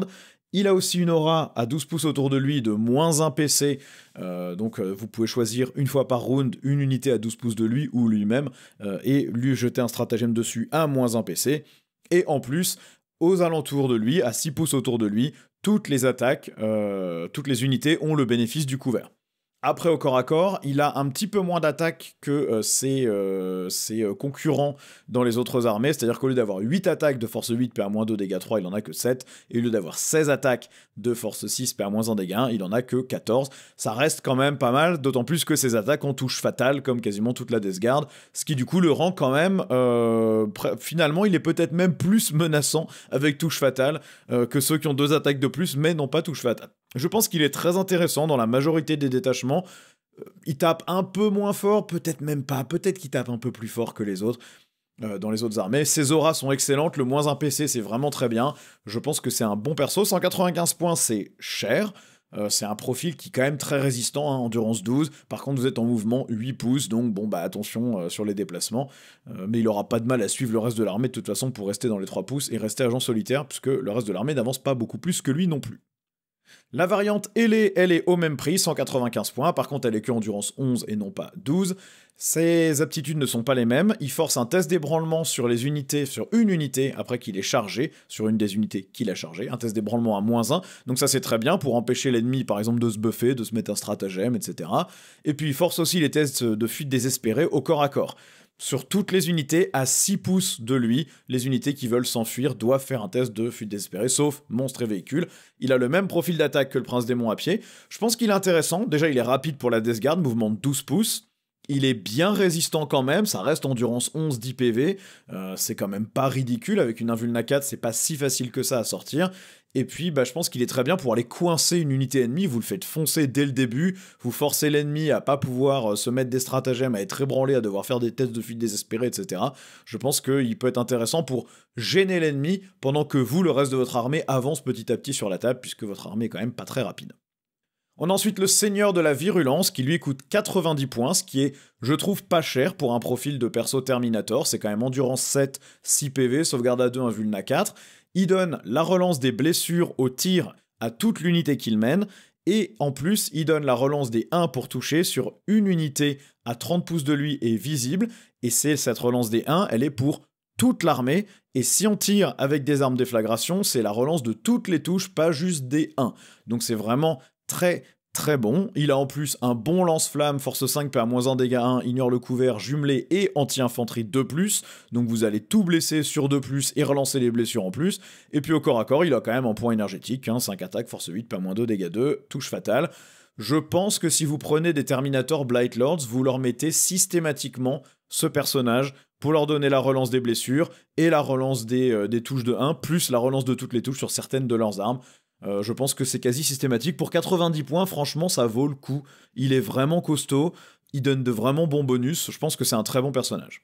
Ensuite, on a le nouveau personnage, le Lord of Poxes, qui a priori coûte 75 points. C'est un profil perso Marines, pas Terminator, donc endurance 6, sauvegarde à 3. Il a quand même une invulna 4, 5 PV. Il a juste un petit pistolet plasma assez standard. Et il a une grosse arme de corps à corps, 6 attaques qui touchent à 2, force 8, PA-2, dégâts 2, avec blessure dévastatrice et touche fatale. Il peut mener les Marines de la Peste. Attention par contre, vous ne pouvez le combiner qu'avec un perso qui dit qu'il peut être ajouté à une unité, même si un autre perso est là. Vous pouvez pas le mettre par exemple avec un Plaguecaster qui lui doit aussi être entre guillemets accompagné par un autre plus petit perso que lui. Il donne plus 3 pouces à l'aura de contagion, mais seulement de 7 figurines, pas de toute l'unité. Donc il faut le mettre à l'avant de l'unité pour qu'il soit vraiment intéressant. Et puis par contre, il donne agent solitaire à 18 pouces sur l'unité qu'il mène, ce qui n'est pas mal. Alors, c'est intéressant. C'est pas le meilleur des leaders pour les Plague Marines, sauf que son profil de corps à corps est vraiment pas mal. Il y a beaucoup de concurrence sur les personnages qui mènent les Marines de la Peste. Vous en avez, je sais plus combien, 6 ou 7 au total, qui donnent tous des bonus intéressants. On va voir qu'il y en a qui donnent quand même touche soutenue, des critiques sur les 5, des choses comme ça. Là, le plus 3 pouces, juste sur cette figurine, pas sur l'unité. Ouais, l'agent solitaire à 18 pouces, c'est pas trop mal, mais un ennemi qui rentre dans vos 18 pouces pour vous tirer dessus, il se met pas forcément beaucoup en danger, parce que vous bougez de 5 et vous n'avez pas d'avancée charge, donc vous n'allez pas venir le cliquer au corps à corps derrière. Alors certes, les Marines de la Peste, ça a quand même un gros potentiel de shoot, mais ouais, c'est pas un mauvais perso, mais je sais pas si c'est mon leader préféré pour les Marines de la Peste, à part qu'effectivement, il rajoute quand même un gros potentiel de dégâts au corps à corps, donc si vous le combinez avec un personnage qui donne peut-être un autre bonus aux dégâts, ça peut valoir le coup. On a ensuite le Seigneur de la Contagion. Alors lui, c'est un personnage qui mène des Terminators, il donne touche soutenue et lance à l'unité qu'il mène, et la première fois qu'il est tué, sur un 2+, il revient sur la table avec 3 PV. Il a au corps à corps soit 5 attaques de force 9 PA-2 dégâts 3 avec touche fatale, soit 10 attaques de force 6 PA-1 dégâts 1 avec touche fatale. C'est un très bon meneur pour les Terminators du linceul. Les Terminators du linceul, c'est une unité vraiment axée sur le corps à corps. Ils ont chacun 4 attaques qui touchent à 2 de force 8, PA-2 dégâts 2. Si vous leur donnez en plus lance et touche soutenue, x 6 Terminators, ça vous fait 24 attaques qui vont aller du coup vous faire en stats. C'est combien? C'est 4 touches soutenues. Vous allez blesser la plupart des trucs sur des 3+, voire peut-être même des 2+, avec le debuff de -1 d'endurance. Donc le lance qui vous donne le +1 pour blesser, ça veut dire que vous êtes tout le temps quasiment sur des 2+ pour blesser, ou des 3+ vraiment contre les trucs costauds. Franchement, c'est pas mal. Je trouve que c'est un bon meneur, bon personnage. Par contre, 110 points, c'est pas donné sur une unité de 6 Terminators du linceul qui va déjà coûter cher. Donc, à voir. Est-ce que vous avez besoin de ce meneur pour encore augmenter le potentiel de dégâts? Ça va dépendre du match-up et de ce que vous affrontez, je pense. Vous avez ensuite le Plague Caster, qui est le sorcier de Nurgle. Il coûte seulement 60 points. Il donne touche soutenue 1 sur toutes les attaques de son unité, sur les unités qui sont affligées, donc les unités qui sont à portée de contagion. Il donne aussi moins 2 pouces de mouvement aux unités ennemies qui sont touchées par son pouvoir psy, le vent de peste, qui est pas ridicule, hein, si vous le mettez en high risk, c'est quand même D6 plus 3 attaques de force 6, PA-2, dégâts de D3, donc ça va vous découper du Space Marine sans trop rigoler. Au corps à corps, c'est pas pitoyable non plus, 4 attaques qui touchent à 3 de force 6, PA-1, dégâts D3 avec touche fatale. Il peut mener les véroleux et les Marines de la Peste. Je pense qu'on le met plutôt dans des Marines parce que le touche soutenu 1 est plus intéressant sur les Marines que sur les véroleux, parce que les Marines ça tire et ça tape au corps à corps. Et il a pas mal de concurrence comme personnage, d'autant plus que c'est pas un perso qu'on peut rajouter sur un autre perso. Hein. Lui, il peut mener et vous pouvez rajouter quelqu'un d'autre, mais vous pouvez pas, par exemple, le mettre lui et le Lord of Poxes, parce que les deux n'ont pas le droit d'être attachés en même temps à la même unité. Donc, à voir lequel vous voulez mettre. Moi, personnellement, je le préfère lui au Lord of Poxes, sauf si vous voulez rajouter du potentiel de dégâts au corps à corps dans vos Marines. Dans ce cas-là, je trouve que l'autre est plus intéressant. On a ensuite le Noxious Blightbringer, qui je crois c'est le délabreur délétère en français. Il coûte seulement 50 points. Alors, son potentiel de dégâts est pas merveilleux. Il a un pistolet à plasma et une espèce d'attaque anti-psyker 2+, de force 4, PA0, dégâts 2, donc pas fabuleux. Il donne +1 au mouvement de l'unité et il donne la relance des avances et des charges. Ça, par contre, c'est pas mal. Et il donne aussi, il force aussi des tests d'ébranlement à 9 pouces de lui-même, qui se font aussi à -1 si c'est un Psyker. Et comme c'est intéressant, ces tests se font à la phase de commandement ennemi. Ce qui fait que c'est un bon personnage pour approcher des Marines de la Peste et forcer l'ennemi à ne pas contrôler ses objectifs dans sa propre phase de commandement. Je trouve qu'il est bien pour le prix, pour 50 points. Ça fait partie de ces figurines que vous pouvez attacher, soit à des véroleux, soit à des Marines. Mais dans des Marines, vous pouvez le mettre même s'il y a déjà, par exemple, un Plague Caster ou un Lord of Foxes. Donc je pense qu'il est pas mal celui-là, moi je l'aime bien. Le plus un mouvement, il est toujours utile sur une armée aussi lente que ça, et le fait de forcer les tests d'ébranlement sur l'ennemi qui est pas loin, je trouve que c'est pas mal. Surtout, n'oubliez pas, si vous êtes potentiellement à 9 pouces, alors c'est sur une unité qui est en dessous de sa force de départ, mais vous aurez pas de mal à l'avoir abîmé, si l'ennemi est à 9 pouces et que vous avez l'aura de -1 commandement, ça veut dire que son test d'ébranlement, il se fait quand même à -2, donc, il se fait à -1 et à -2 si c'est un Psyker. Il y a vraiment des trucs que vous pouvez cumuler pour aller empêcher l'adversaire de scorer ses primaires avec lui, donc moi je l'aime bien celui-là. Je trouve que pour 50 points, il vaut le coup. On a ensuite le Fall Blight Spawn, alors aucune idée de comment on le traduit en français, celui-là je m'en rappelle vraiment pas. C'est celui qui donne combat en premier une fois par bataille à son unité. Celui-là, il est toujours très bon si vous voulez vous faire une variante de corps à corps. Hein. Si vous mettez le Lord of Foxes avec sa grosse arme, blessure dévastatrice, force 8, PA-2, dégâts 2, et combat en premier, et les Marines de la Peste, tous équipés avec les armes lourdes et les armes de la Peste, ça commence à être pas mal. En plus, les unités ennemies ne peuvent pas commencer ou finir un mouvement d'avance à 9 pouces de cette figurine. Ça veut dire que les unités qui voudraient vous avancer et charger dessus, eh ben, ils pourront pas venir vous chercher comme ça.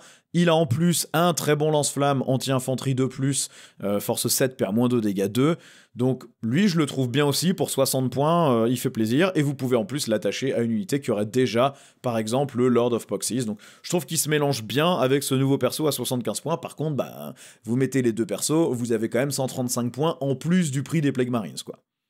Ensuite, on a le Putréfacteur Biologus qui lui coûte seulement 45 points. Il donne touche fatale et il donne les critiques sur des 5+, ce qui est vraiment génial. Alors, donner touche fatale, bon, la plupart des armes des Marines de la Peste ont déjà cette aptitude, mais ça complète les quelques armes qui ne l'auraient pas. Mais en plus, les critiques sur 5+, ça veut dire que vous déclenchez tout. Ces merveilleux petits touches fatales sur des 5, mais en plus si vous avez le Plaguecaster qui fait les touches soutenues, et ben vous les déclenchez aussi sur des 5, ce qui fait que c'est vraiment puissant comme combo avec le petit sorcier. En plus, il passe au C6 la première fois que l'unité qu'il mène détruit une unité ennemie. Il a une arme de tir qui est pas lamentable à 12 pouces, au corps à corps, bon c'est pas ça. C'est un bon personnage, je pense qu'on le mélange, je pense que vous faites soit le combo Lord of Foxes et le Délabreur délétère pour plutôt du corps à corps, soit le Biologus et le Plaguecaster si vous voulez avoir et fatal et crit et soutenu sur la même unité. Je pense que ça peut commencer à aller chercher pas mal en termes de volume de dégâts et vous êtes un petit peu moins cher en plus sur ce combo là. Ensuite, on a le Taliman à 40 points. Lui, il donne ignore les modificateurs à la CC, à la CT et à la touche pour toute son unité, ce qui est pas mauvais. Là où il est vraiment intéressant, c'est plutôt qu'à votre phase de commandement, tant qu'il est sur le champ de bataille, vous jetez 2 dés sur un 7+, vous gagnez un CP, donc c'est 50% de chance de gagner un CP. Je sais pas si on a envie d'utiliser un des slots de Marines de la Peste, sauf si vous avez vraiment beaucoup d'unités, dans ce cas-là vous le mettez dans l'unité.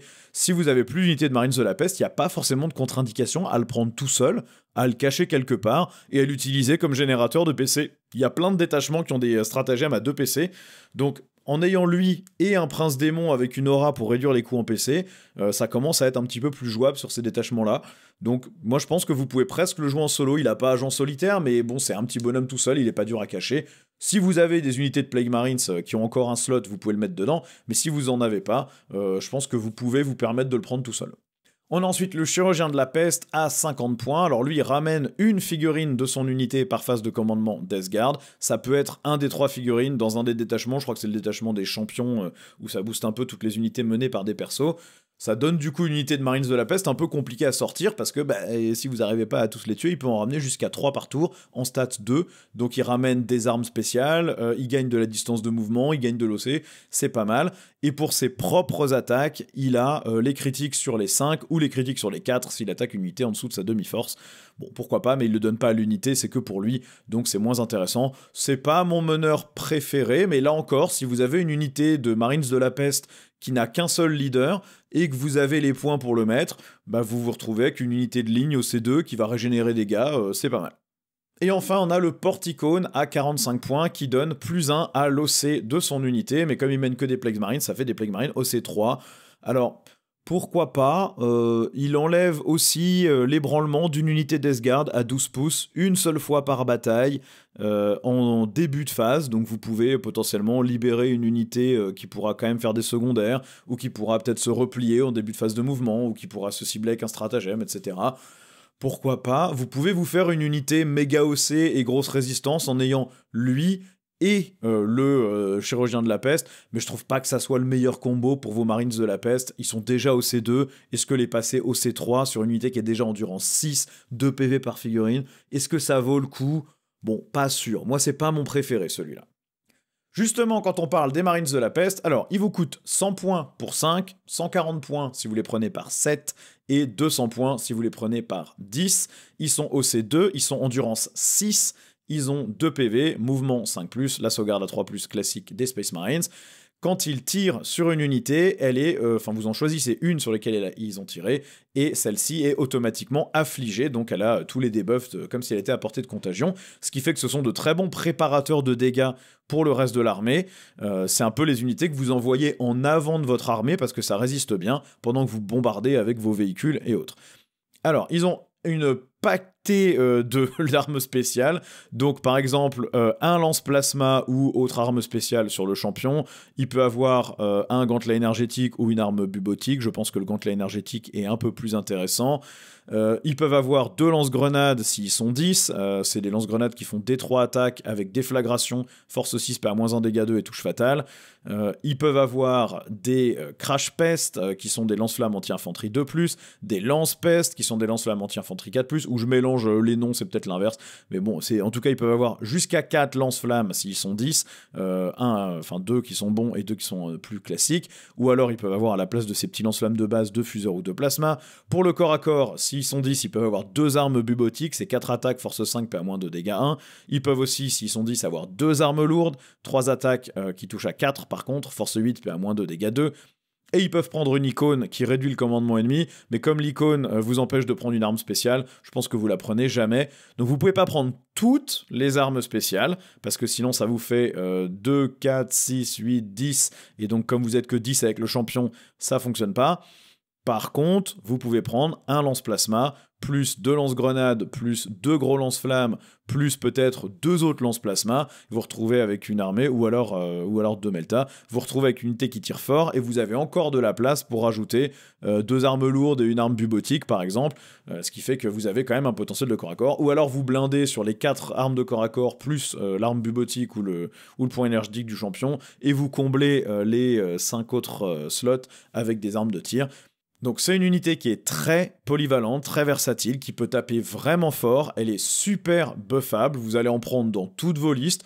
Pour 200 points, pour 10 Space Marine endurance 6, avec autant d'armes spéciales, c'est vraiment pas cher du tout. Si vous leur mettez touche fatale avec le personnage, critique sur les 5 et touche soutenue, ça donne du coup des lance-plasma et des fuseurs qui passent avec touche fatale et qui font des critiques sur des 5 et des touches soutenues sur des 5. Vous commencez à avoir des trucs qui vraiment sont très violents et vous pouvez en plus avoir affligé une unité pour gagner le bonus de touche soutenue en ayant tiré dessus avec une autre unité de Plague Marines. Enfin, il y a plein de combos faisables, c'est une excellente unité que vous allez jouer dans toutes vos listes. Ensuite, on a les véroleux, qui sont votre autre unité de base. Alors eux, c'est 60 points les 10, 130 points les 20. Ils sont au C1, mouvement 5 pouces, endurance 4, et pas de sauvegarde, mais insensible à 5. Ils font pas de dégâts, c'est 2 attaques qui touchent à 5, force 3, PA0 dégâts 1 avec touche fatale, ça fait que dalle sur rien du tout. Par contre, à chaque fois qu'ils détruisent une figurine, vous ramenez une de leurs figurines, donc ça permet de se régénérer un petit peu contre de la petite infanterie pourrie. Si vous les faites mener par Typhus, les attaques de l'aptitude psychique de Typhus ramènent aussi des figurines. Bon, c'est une unité qui sert à engluer et à faire une grosse aura de contagion sur la table à 9 pouces autour de cette grosse unité de 20 bonhommes.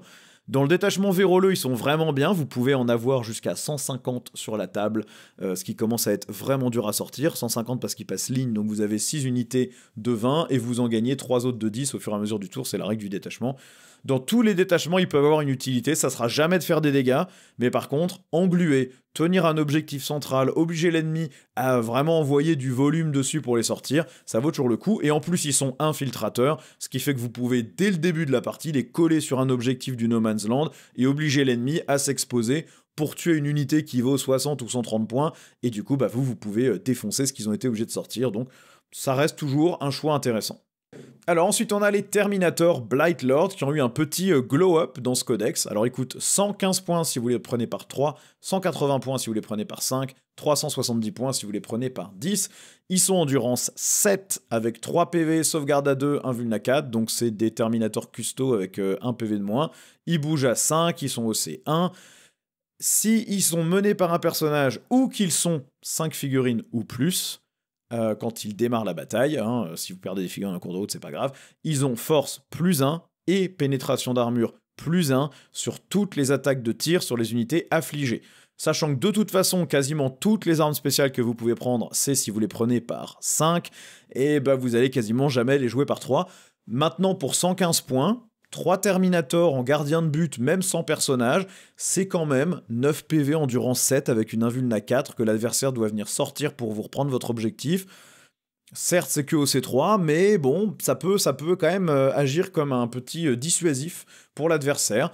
Donc, il y a un cas d'usage pas trop stupide pour les 3 Blightlords si vous voulez les utiliser en gardien de but. Maintenant, si vous les utilisez pour faire du dégât, vous les prenez au moins par 5 et probablement par 10. Vous pouvez remplacer leur combi-bolter par des armes combinées si vous voulez. Vous pouvez en prendre 3 par tranche de 5. Je pense que vous le faites pas, vous gardez les combi-bolters. Les armes combinées, elles sont pourries dans cette édition du jeu, je trouve. Ça touche à 4+, ça fait 1 dégât en blessure dévastatrice. Ça n'a vraiment pas d'intérêt. Par contre, vous pouvez prendre un fléau par tranche de 5. Ça, c'est quand même 6 attaques qui sont force 5, PA-1, dégâts 2 avec touche fatale. Vous pouvez prendre un Blight Launcher par tranche de 5, donc vous en avez 2 sur un groupe de 10. Ça fait D3 attaques, force 6, PA-1, dégâts 2. J'ai écrit dégâts 1, mais c'est dégâts 2 avec touche fatale. Vous avez un autocanon par tranche de 5, donc 4 attaques, force 7, PA-1, dégâts 1 avec blessure dévastatrice et touche soutenue. Vous avez un Crash Pest par tranche de 5, donc des 6 attaques, force 5, PA-1 dégâts en anti-infanterie 2+. Si vous l'unité d'avec 3 figurines, vous pouvez aussi prendre un de ces trucs-là. Et au corps à corps, ceux qui n'ont pas remplacé leurs armes par un fléau ont 3 attaques de force 5, PA-2, dégâts 2. Je pense qu'ils sont quand même assez impactants. Vous pouvez prendre 2, 4, 6 armes de tir spéciales, plus des armes de corps à corps spéciales, donc 2 armes de corps à corps spéciales. Enfin, je trouve que vous commencez à avoir vraiment un gros volume d'attaque avec un gros volume de tir, parce que le combi-bolter, c'est quand même 4 attaques avec touche fatale. Alors certes, c'est PA0, mais bah, si vous tirez sur une unité affligée, soudainement, c'est force 5, PA-1. Toutes les armes de tir passent plus 1 en force et plus 1 en PA. Donc ça veut dire que le lance-flamme passe force 6, PA-2, l'autocanon passe force 8, PA-2, l'espèce de petit lance-grenade, force 7, PA-2. Bon, ça commence à avoiner quand même pas mal au tir, et je pense que c'est une unité qui maintenant vaut le coup, surtout en frappe en profondeur, vous n'avez pas trop de problème pour vous mettre à la bonne portée pour attaquer l'ennemi, et pour avoir une unité affligée sur laquelle vous tirez, bah vous avez vos Marines de la Peste, hein, qui vous préparent ça très bien à l'avance. Donc il y a plein de détachements qui ont des trucs qui vous permettent d'avoir une aura de contagion améliorée, ou d'affliger une unité sur laquelle vous avez tiré, etc. Donc vraiment, je trouve que ceux-là, on les jouait jamais avant. Là maintenant, ils ont un vrai rôle, ils ont un vrai intérêt, c'est vos Terminators de tir, ce qui fait que leur mouvement de 5 pouces est pas trop problématique. 370 points les 10, c'est cher, mais je pense que ça vaut presque le coup de les jouer par 10, parce que ça vous fait quand même 30 PV endurance 7, un vuln 4, avec un volume de tir qui est loin d'être déconnant et qui fait du dégât. Ils se rentabiliseront peut-être pas de fou en termes des points d'armée que vous allez tuer. Par contre, l'adversaire va vraiment galérer à les sortir. Je pense qu'une fois que vous les avez posés sur un objectif, l'adversaire va changer de cible sur le reste de la table sans trop se poser de questions. On a ensuite les Terminators du linceul qui, eux, vont coûter 140 points les 3 ou 300 points les 6. Ils sont au C1, ils ont le même profil de Terminator, hein, endurance 7. Par contre, ils ont 4 PV, sauvegarde à 2, un vuln à 4. Ils ont chacun un petit lance-flamme qui fait des 6 tirs de force 3, PA0 dégâts 1, mais ils sont anti-infanterie 4+, et pistolet, donc ils peuvent tirer quand ils sont engagés au corps à corps. Au corps à corps, ils ont 4 attaques qui touchent à 2, force 8, PA-2 avec touche fatale, ou 8 attaques qui touchent à 3, force 4, PA-1 dégâts 1 avec touche fatale. S'ils sont menés par un personnage, ce personnage gagne insensible à la douleur à 4, mais en plus, ils ont la capacité d'arriver en frappe en profondeur à 6 pouces de l'ennemi si cette unité est affligée, et ça ne les empêche pas de charger. Ce qui veut dire que vous pouvez très bien préparer votre affliction en faisant bouger une unité un peu sacrifiable près de l'ennemi, et ensuite vous faites apparaître à la fin de votre phase de mouvement vos Terminators du linceul à 6 pouces, et ils chargent, parce que la charge à 6 pouces elle est facile, et ils découpent absolument tout. Vous pouvez leur mettre une icône de désespoir qui fait -1 au commandement en plus. Le champion peut avoir un gantelet lance-flamme en plus, donc ça veut dire que sur une unité de 6 vous avez 7 lance-flammes qui tirent. Donc vous pouvez arriver à 6 pouces, shooter avec 7 D6 tirs anti-infanterie 4+, ignore le couvert, puis charger et découper avec 24 attaques de faux, ou encore mieux, 48 attaques force 4, PA-1 dégâts 1.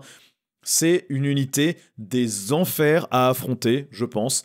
Elle est dure à tuer. Vous pouvez la mener avec un seigneur de la contagion qui va leur donner en plus touche soutenue et lance.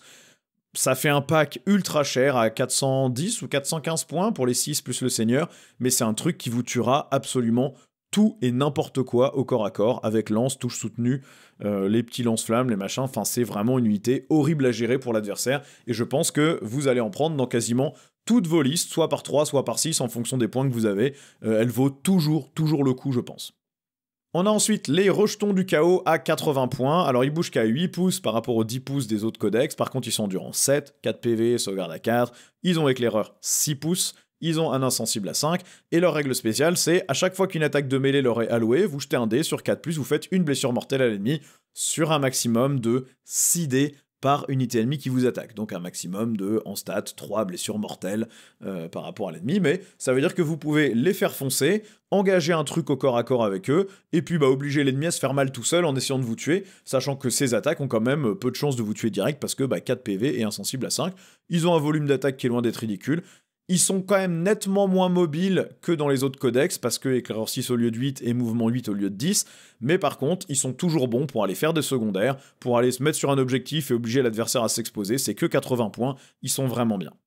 On passe ensuite au véhicule. Pour 115 points, vous avez un Métabrutus qui bouge à 7, endurance 9, 8 PV, sauvegarde à 2, OC3. Il a +1 pour blesser quand il attaque des unités affligées, et il a +2 attaques à chacun de ses profils de corps à corps s'il a 2 armes de mêlée.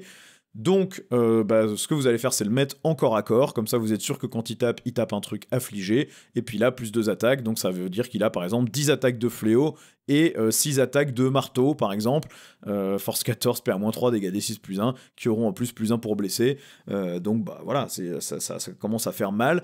Maintenant, pour 115 points, on va voir que les véhicules spécifiques de la Death Guard sont probablement plus intéressants quand même.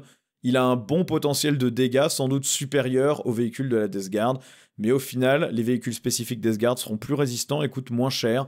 Par exemple, le semi-chenillé méphitique coûte 90 points ou 180 points si vous prenez une unité de 2. Il bouge à 10 pouces contre 7 pour le Métabrutus, il a la même endurance. Il a une sauvegarde à 3, mais une invuln à 5, ce qui fait qu'en stat, contre des trucs anti-véhicules, il est quand même plus résistant. Il a 10 PV, il est aussi OC3.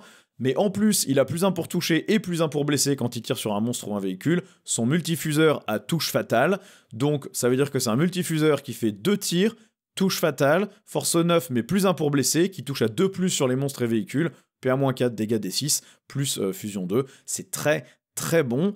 Je pense que c'est une pépite à ce prix-là. C'est un super véhicule.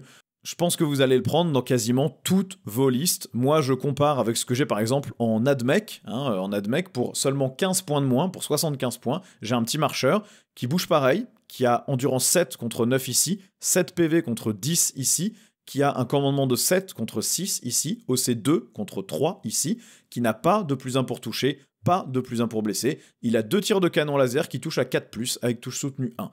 Bon je préférerais que mon marcheur il coûte 90 points et qu'il ait ce profil là. Perso, et qu'il ait de pouvoir les prendre que par 2 au lieu de par 3, aucun problème. Quand vous voulez, j'échange, c'est vraiment une pépite à ce prix-là, il est super. Ensuite, vous avez le drone de la peste. Alors, je sais plus si ça se traduit comme ça, le fétide blood drone, le drone fétide peut-être. 90 points, c'est le même profil que le semi-chenillé, endurance 9, 10 PV, mouvement 10, OC3, invuln 5. Lui, il peut tirer et charger après avoir battu en retraite. Il a un bon lance-flamme, anti-infanterie 2+, ignore le couvert, force 6, moins dégâts 1. Et puis, au corps à corps, il a la capacité de dépecer quelques petits bonhommes quand même, parce que 10 attaques, force 7, moins dégâts 2, c'est pas mauvais du tout. je pense que vous en prenez un ou deux dans chaque liste pour aller voler des objectifs, pour aller faire des secondaires. À 90 points, c'est une unité qui résiste incroyablement bien aux attaques de l'adversaire grâce à l'invulnérable et 10 PV endurance 9. C'est un bon palier, c'est costaud, ça bouge bien pour la Death Guard, ça vole, ça s'enfuit du corps à corps si l'ennemi tente de le bloquer. Vous pouvez aller marquer des secondaires, vous pouvez aller prendre des petits objectifs par-ci par-là avec un OC3. C'est un très très bon petit véhicule, je pense que vous en prenez systématiquement. Vous avez aussi sa variante avec le lanceur lourd qui lui fait quand même D6 plus 2 attaques qui touche à 3, force 10, PA-2, dégâts 3 avec déflagration et touche fatale. Si en plus il a détruit une unité ennemie au tir, vous jetez un dé pour toutes les unités ennemies à 6 pouces de la dernière figurine de l'unité qui a été retirée. Sur un 5+, ces unités sont affligées et c'est sur un 4+, si l'unité que vous avez détruite était affligée. Donc ça vous permet de donner de la contagion un peu partout sur la table, à distance. Il a un très bon profil de tir. Vous avez force 10, mais du coup, quand vous tirez sur des choses qui sont affligées, vous allez très souvent les blesser sur un 3+, ou sur un 4+, puisque vous leur donnez -1 d'endurance. La PA-2 paraît pas incroyable, mais en fait, si vous avez la contagion du -1 sauvegarde, c'est comme si c'était une PA-3. C'est franchement pas ridicule. Il y a plein d'occurrences d'Ignore le couvert dans le codex aussi.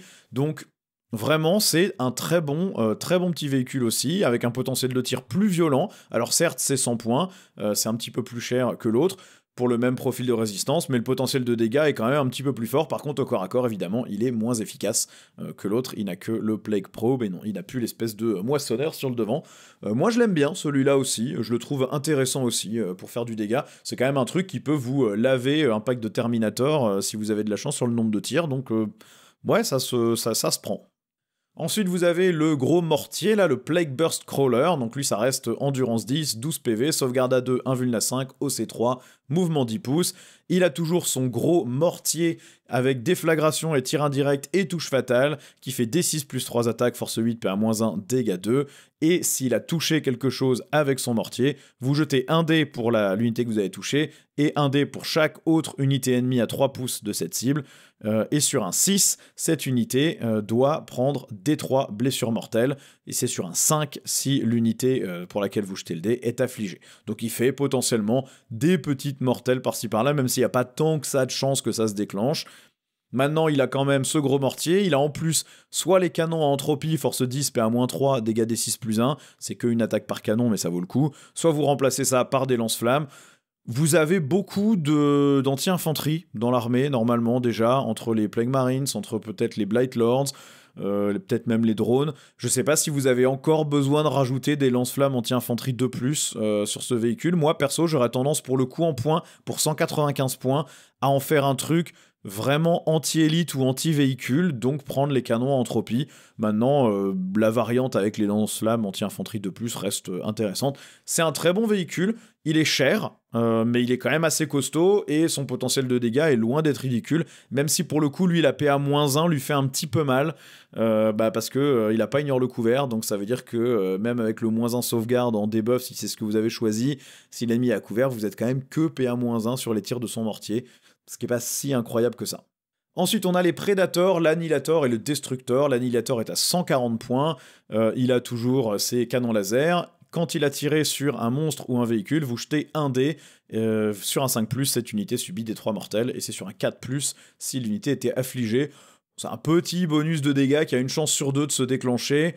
Je trouve pas ça incroyable. Je trouve que les véhicules Death Guard sont au final plus résistants. Alors ils ont un point d'endurance de moins et un PV de moins, mais ils ont une invulnérable à 5 quand le Predator n'en a pas. Ce qui fait que le Predator, contre des canons laser ou des Melta, va être sur des sauvegardes à 6, voire pas de sauvegarde du tout. Je trouve que les véhicules Death Guard sont plus résistants. Ils ont peut-être un peu moins de volume de tir, mais je sais pas. À 140 points, je sais pas si j'ai vraiment envie de sortir ça, moi perso, dans l'armée. C'est pas mauvais, mais je trouve qu'il y a d'autres trucs qui valent plus le coup. Idem pour le Destructor à 145 points. Alors lui, il a quand même un avantage qui est, une fois qu'il a tiré sur une cible hors monstre et véhicule, il donne +1 à l'APA de toutes les attaques du reste de l'armée Death Guard. Donc ça, je pense que ça a quand même son utilité. Maintenant, en termes de potentiel de dégâts, c'est pas le plus intéressant. Vous pouvez lui mettre 2 canons laser, mais comme sa cible, c'est pas des monstres et véhicules, vous avez plutôt tendance à lui mettre des bolters lourds. C'est pas l'arme la plus ouf du jeu. Et puis il a son autocanon en guise de tourelle. C'est pas un mauvais véhicule là encore, moi je lui trouvais un peu plus d'intérêt à 145 points parce que le plus 1 PA va vous servir. Si vous avez pas pris la contagion moins 1 sauvegarde, bah avoir plus 1 PA c'est toujours cool. Et puis si vous avez pris la contagion moins 1 sauvegarde, et bah moins 1 sauvegarde plus 1 PA, bah vous vous retrouvez quand même à faire l'équivalent d'un PA moins 2 sur toutes les armes qui tirent. Donc là encore, perso, je trouve qu'il est cher, j'aurais privilégié moi d'autres véhicules Death Guard, mais son bonus n'est pas mal.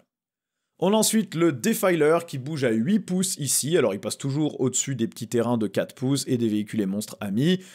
Il retire aussi le couvert sur une unité qui est touchée par ses tirs, donc ça c'est pas mal si vous jouez le debuff de sauvegarde aussi. D'ailleurs si vous commencez à additionner les trucs entre le Predator qui fait plus 1 l'APA, l'ignore le couvert et le malus de sauvegarde, vous pouvez vous retrouver avec des armées qui n'ont plus de sauvegarde du tout, jamais sur rien. Donc ça peut être rigolo quand même, comme petit combo. Maintenant, 8 pouces de mouvement sur un Defiler qui est énorme, qui va payer 2 pouces de pivot à chaque fois qu'il essaie de faire un truc. Bon, bah il bouge du coup qu'à 6 en vrai, c'est compliqué. Peut-être dans le détachement véhicule où il peut traverser les murs. Il a quand même toujours un potentiel de dégâts qui est loin d'être ridicule. Donc pourquoi pas. Je le trouve pas misérable dans cette version-là. Juste parce que voilà, le bonus de retirer le couvert est pas si mal que ça. Et bah, vous avez quand même de quoi le buffer lui aussi dans ses attaques avec d'autres choses. Donc why not. C'est pas du tout mon unité préférée, mais pourquoi pas. Le Land Raider m'intéresse toujours peu ici. Déjà parce qu'il peut transporter que 7 Terminators, donc bah, les Terminators du voile, du linceul, bah, ça sert à rien, puisqu'ils frappent en profondeur à 6 et ils peuvent charger, donc vous avez jamais besoin de les transporter dans un transport. Et les Blight Lords, bah, vous avez envie de les jouer par 10. Donc certes, vous pouvez en jouer 5 plus un meneur, mais bah, 5 plus un meneur plus un Land Raider, ça commence à vous coûter très cher quand vous auriez pu juste prendre une escouade de 10 et les faire frapper en profondeur pour tirer, quoi. Donc, je sais pas, parce que les Terminators les Blight Lords, ils ont pas forcément besoin de charger, ils ont besoin de tirer. Donc, je sais pas s'il est ultra intéressant en termes de transport, et du coup, si vous le prenez pas en transport, et bah 240 points pour juste 4 tirs de canon laser.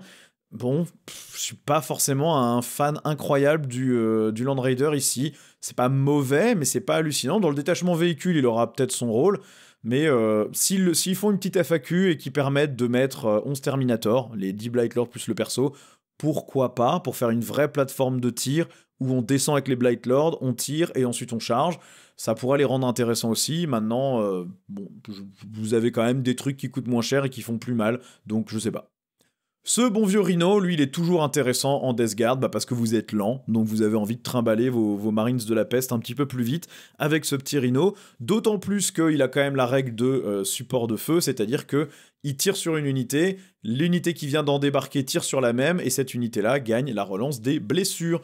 Donc bah, quand vous débarquez vos Marines de la peste avec toutes leurs armes spéciales, vous relancez les blessures sur le truc sur lequel vous avez tiré avec le Rhino. Il suffit que le Rhino ait touché, mais il a quand même le lance-missile Havoc et le combi bolter, donc ça suffit en général pour au moins avoir une touche, et du coup pouvoir balancer le reste. Et puis il peut transporter 12 Marines, donc bah, l'unité entière avec ces deux persos. Je pense qu'il est indispensable, quelle que soit la liste, à partir du moment où vous mettez des Plague Marines, bah, vous avez envie de leur donner un petit Rhino avec. Et puis le Rhino, c'est toujours intéressant derrière pour aller faire des secondaires et des trucs une fois qu'il a débarqué. Donc ça vaut le coup. Et puis dans le détachement véhicule, et ben, enfin, avec des stratagèmes qui boostent les véhicules, bah, il peut quand même traverser les murs. Donc c'est pas mal. Enfin, on passe au démon que vous pouvez jouer uniquement dans le détachement démon. Alors vous avez Rotigus à 250 points, il est endurance 12, 22 PV, sauvegarde invulnérable à 4, OC 5. Il donne plus 1 dégât aux attaques des unités démons à 24 pouces de lui en mêlée sur une unité ennemie visible de lui. Et en plus, il enlève 2 au mouvement de l'ennemi et 1 à l'OC des ennemis à 6 pouces de lui. Alors le 2 de mouvement sert plus à grand chose quand les unités ennemies sont proches de lui. Par contre le 1 d'OC, eh ben, ça le rend absolument infernal à gérer. 250 points pour 22 PV, endurance 12, invulna 4, c'est sous-costé de malade. Vous pouvez asseoir ses grosses fesses sur un objectif, et puis bah, l'ennemi il va avoir besoin de au moins 6 figurines ligne OC2 pour lui reprendre cet objectif, sachant que bah, il les tue sans se poser de questions, en tir en état d'alerte avec son lance-flamme, 2d6 tir, force 8, PA-2, dégâts 1 avec blessure dévastatrice. Donc dès que l'ennemi s'approche pour se mettre sur l'objectif, l'ennemi meurt. C'est une excellente unité dans le détachement démon. C'était déjà une excellente unité en démon. À 250 points, si vous jouez démon, vous le mettez systématiquement parce qu'il est vraiment pas du tout cher pour la nuisance qu'il est capable de provoquer chez l'adversaire. Pour le même prix, vous avez sinon le Grand Immonde qui a 2 PV de moins, mais qui a une aura de +1 d'endurance à tous les démons à 6 pouces de lui, et ça inclut lui-même, donc il est tout le temps endurance 13.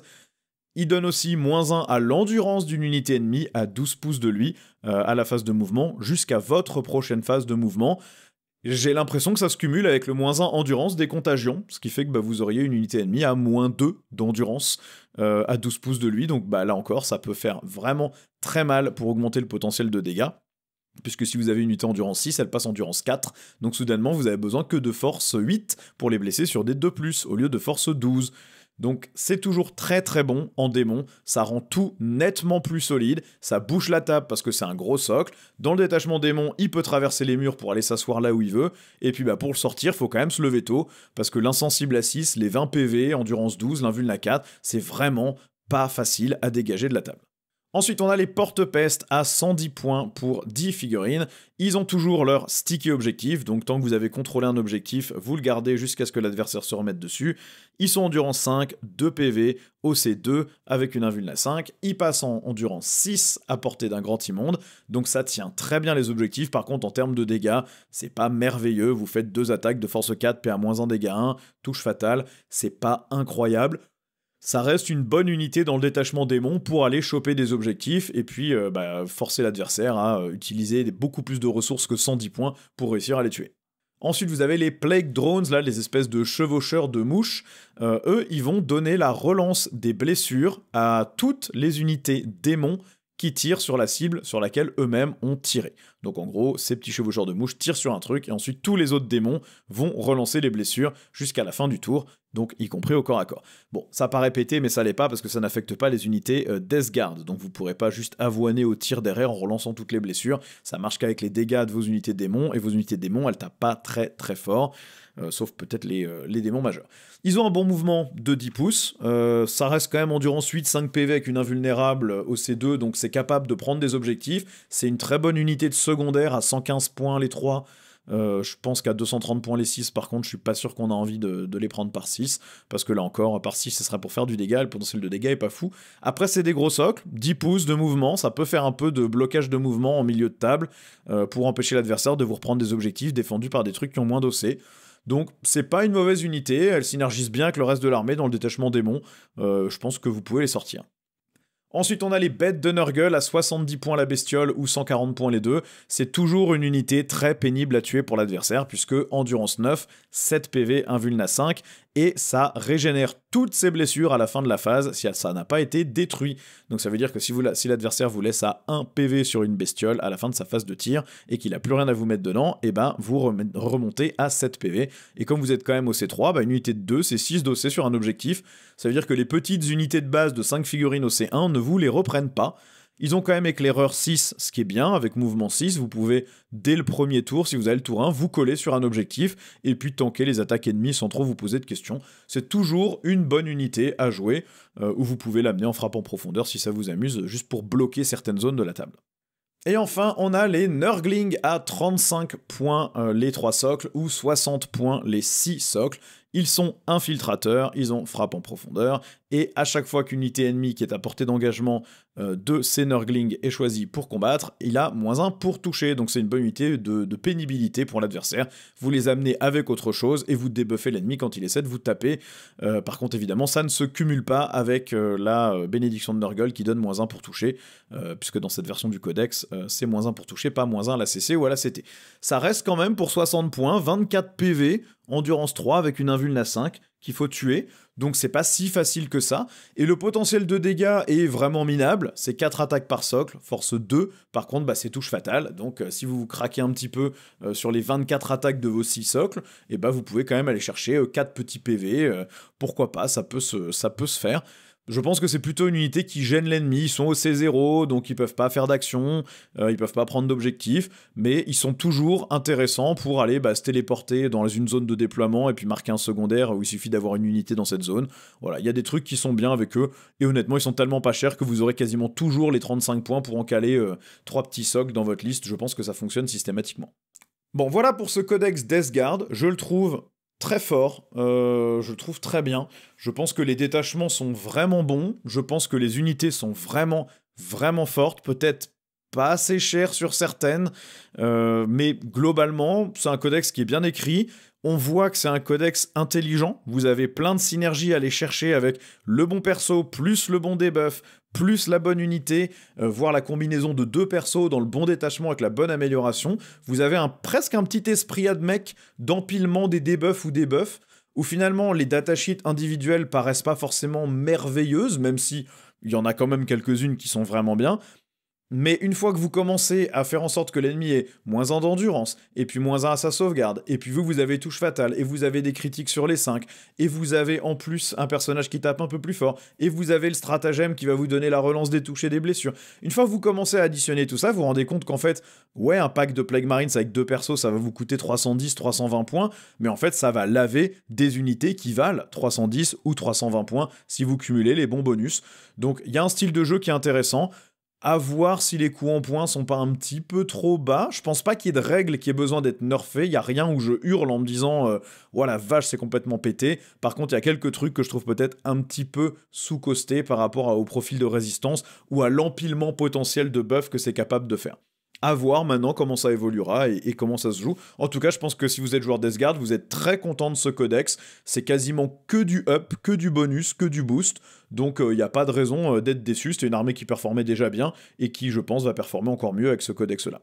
En tout cas, désolé d'avoir été en retard sur ça, mais préparer les vidéos complètes de 2 codex, c'était chaud. Vous me direz ce que vous en pensez si vous avez vu la vidéo et que vous n'êtes pas déjà lassé par le fait d'avoir vu 60 reviews de ces règles-là. Comme d'hab, n'hésitez pas à cliquer sur les petits boutons YouTube pour faire grandir la chaîne. Et puis je vous dis à la prochaine pour une nouvelle vidéo. Ciao!